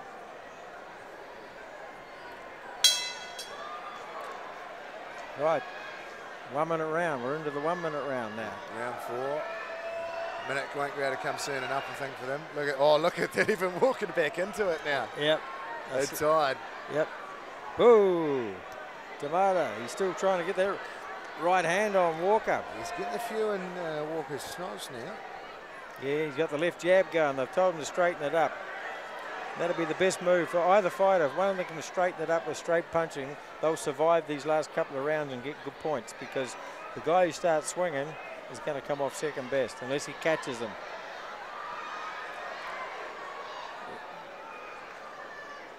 Those big muscles are starting to really scream now. There's no oxygen in them. Oh, they're having a wee rest. Dennis has given them a bit of a break. This is part of corporate rules where you can take a little bit of time out. Referee could take a bit of time to keep them, freshen them up a bit. Yeah. And they need it this time. Yep. Straight yeah, back. straight punching. Yeah, that's the guys. Walker keeps Walker's wearing a few, and yeah, Blimmin, he's missing. He's walking onto it. Wow. 1 minute to go. This is going to be grueling. Can you call it? Oh, I know we've still got another round there, but after that, the two in the front. Well, it's hard to say. I mean, Walker was doing well in the last round and the early parts of this round, but then Tomato come back at him in the later part of that round, that 1 minute. So, hey, it's getting pretty tight to call at this stage. I want to see the next minute before I make any judgment. Rightio. It's their final round, the final bout of the evening.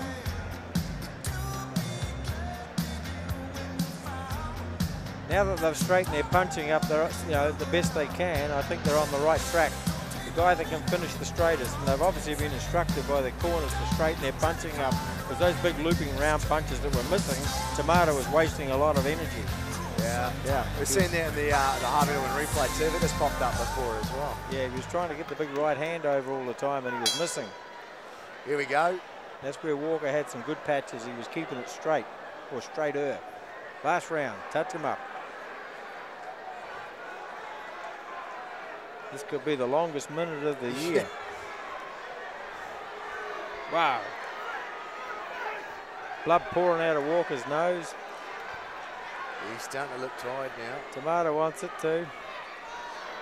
Geez, they both are actually when that camera angle moves around. Yep. Tomato's on the ropes. We're going to have a wee... Walker wants to keep him on the ropes if he's... Oh, he fights back. Tomato comes back with a right hand. And another one. And he's got him. Jeez, look at his nose. Wow. It's an 8 count. Good pressure from Tomato there. That was a good section of fighting there. Yeah, flat. Yep. Needs a wee tidy up of the mush. Yeah, I think that nose could be busted. Oh, yeah, he just held him there, and then a couple. Yep. And Tomato was out. Yeah, that was effective scoring there. The judges will be taking all this into account. But Walker continues to force it forward. As tired as he is, Tomato fights back. Oh, back on the ropes. Just where you don't want to be. It's all over. These boys went the distance. That is it. Yeah, I've got to give them full credit for that. Crowd upstanding. It's the final round of the final bout of the evening. It turned out it was a really good heavyweight slug out, wasn't it, in the end? And hey, it's going to be a hard one to pick. Yeah, well, you knew I was going to ask you. Well, what way you were thinking there? Yeah, I know, but it wouldn't be fair. I mean, Ladies and gentlemen, what a tussle! If I said blue, Which way is it might going to go? not be doing justice to the One red. of the tightest fights of the night. Left to the last. She's a good And that'll balance. give us a decider in the $1,000 Pick Your Boxer as well. Red Corner had a pretty good last round, although the aggressive. Can we have the sponsors one of to the ring, two was please? Blue Joker. walking forward, but Red was picking him off, coming forward. But then Walker had some good spots in the third round and second and third round. He was having really good spots, you know. And the barracks. So she's balanced. The fitness centre. Pretty hard Very to balanced. pick. Yeah, it's pretty hard to pick. Bringing the sponsors into the ring now. Here are the announcements. Should I take a wild guess? You go on, do it. I'll go blue. You're going to go blue. But That is hey. a hard one because you look at the two of them standing side by side now. Yep. Oh, they are both knackered. I'd have to be right up on ringside, what we're looking at there, to see to make a good assumption of who won that fight. From a distance here, it's quite hard to pick, but the effective aggression was from the blue going forward, whether the judges like that. Red got pinned on the ropes a fair bit and paid the price, but then he recovered. He came home well in the last round. I thought he did very well in the last round. The guy Tomato did well, and Tomato did well in the last round. All right. But they're both totally gassed. Yeah. Yeah. Here we go. Sean Bellew, the ring announcer, over the sides, talking to the officials.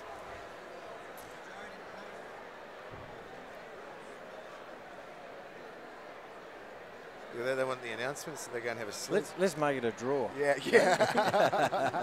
Let's make it a draw. It's a good fight. Okay, he's making his way over. Oh, ladies and gentlemen, it just doesn't get any tighter. Oh. That was it. What a scrap, guys. What a great decision, effort. Maybe a split decision. It has been given as a majority decision 2-1 to the red. Oh, he did. Yep. Tornado. Oh, someone's going to be disappointed. Yeah. Hey, well, there you go. It's their final bout. The younger group, bout 12, taken by the red team. Yep. Whoever lost that fight, Simon, was going to be very disappointed. You know, either way. You know, if Red lost it, he would have been disappointed. Blue was very disappointed. He thought he'd done enough. Red thought he'd done enough. It was one of those fights. How the judges saw it, and I'd say it was a pretty good decision. What a brilliant fight to go out on, though. There you go. That wraps up Fight for Kids. The ILT Stadium Ladies and gentlemen, what a tussle.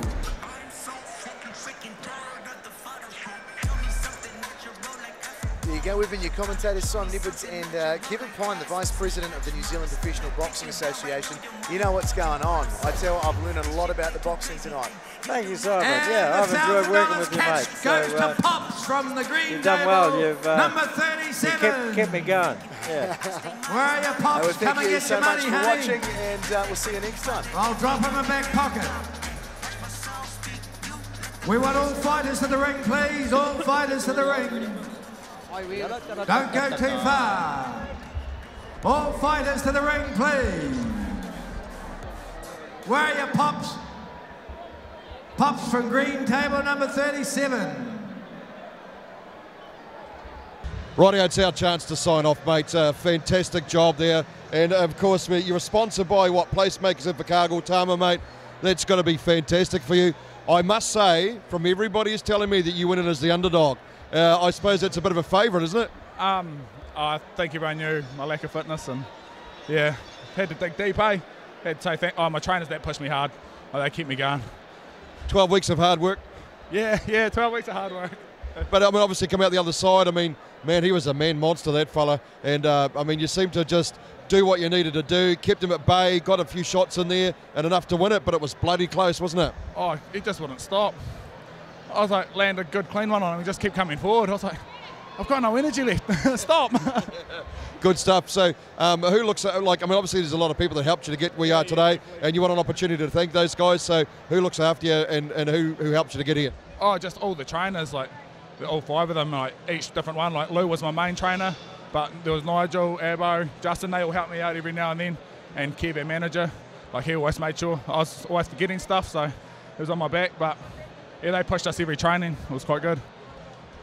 Congratulations, mate. That's all that's left to say. What a fantastic job you've done, and thank you very much for supporting the cause. Thank you very much for coming along and putting on a show for these people, and the underdog comes out on top. Yeah, it's all for the kids, eh?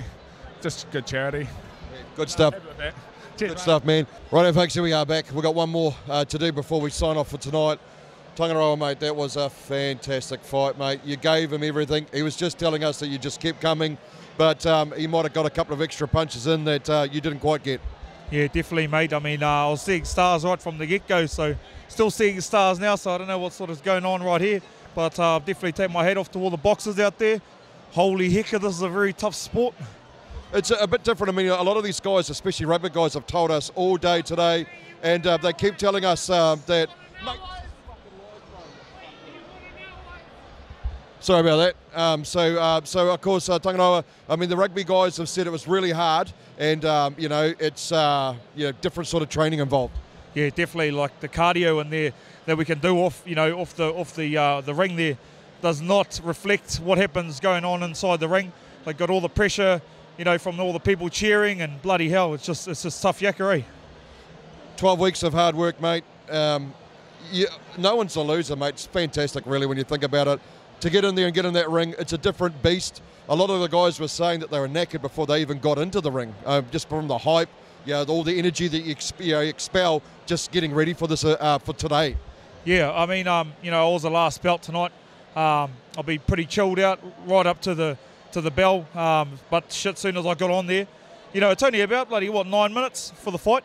But shit, it's the hardest 9 minutes I've ever done, eh? Like I can do a minute pretty good at home, but trying to do 9 minutes out there is pretty taxing on the old arms.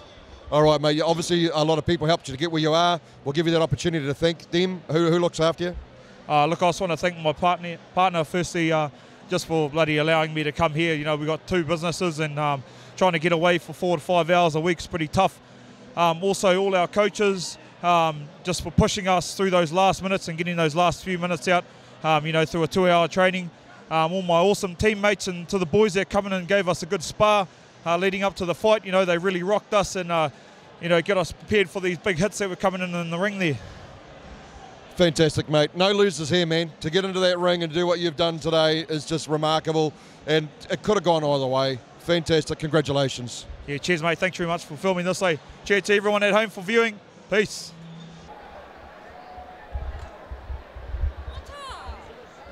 All fighters to the ring, please.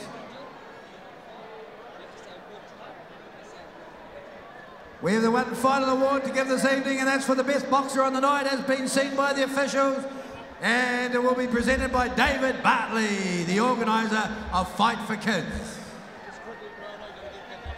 Pops, table number 37, where are you? Let's go. Is that you? ID?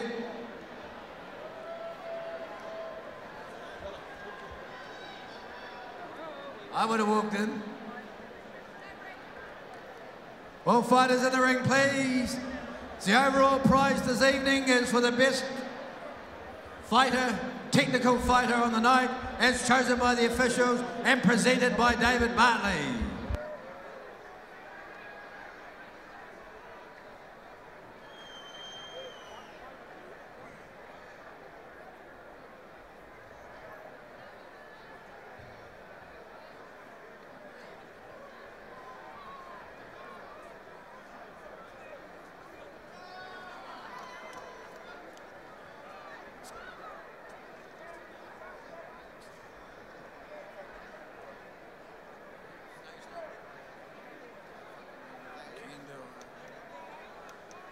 Righto, ladies and gentlemen, our final presentation for the night, and it's the big one.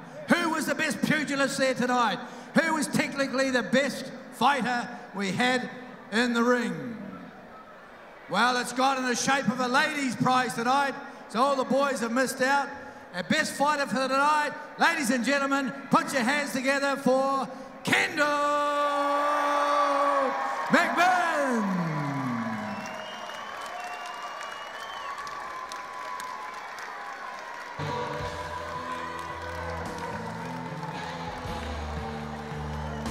Well, Kendall, champion night for you. You've shaped yourself well for the fight. How long were you training for? 13 weeks, was it? 13 weeks. 13 weeks, and 13 weeks of hell or 13 weeks of punishment? How'd you feel? A bit of both. I had a really good family. Blue team, the best support that I could ever have. All of us were so close, and the outcome tonight, obviously we were a draw, but we're proud of ourselves. Everyone should be proud of themselves today, red and blue. We all did good. Yes, you did indeed. And to your coaches and your fitness trainers and your conditioners, what are you going to say to them? My fitness trainer slash boxer slash don't know. Thanks, Dom. To my coaches, Hootie, Matt, now I'm forgetting, Dean. Thank you so much. I don't know if this is the last of the boxing. I might give it a crack. Well, you're very technical. You had good weight through your feet and your hips and your lovely jab there, good straight poke in you there. I think you can go a wee way in the game. Yeah. Righto, ladies and gentlemen, that's it tonight. A round of applause for all our boxers once again. Done a tremendous job. Be safe out there. There's buses out there to take you home or take your destination. The aftermatch is at the Workingmen's Club in town. Be safe, be happy, and we'll see you in 2 years' time. I'm Sean Bellew, and I'm signing up for the night. Good night. That's our coverage here from the ILT Stadium Southland for the 2018 Fight for Kids. We'll see you again in 2 years' time. Take care.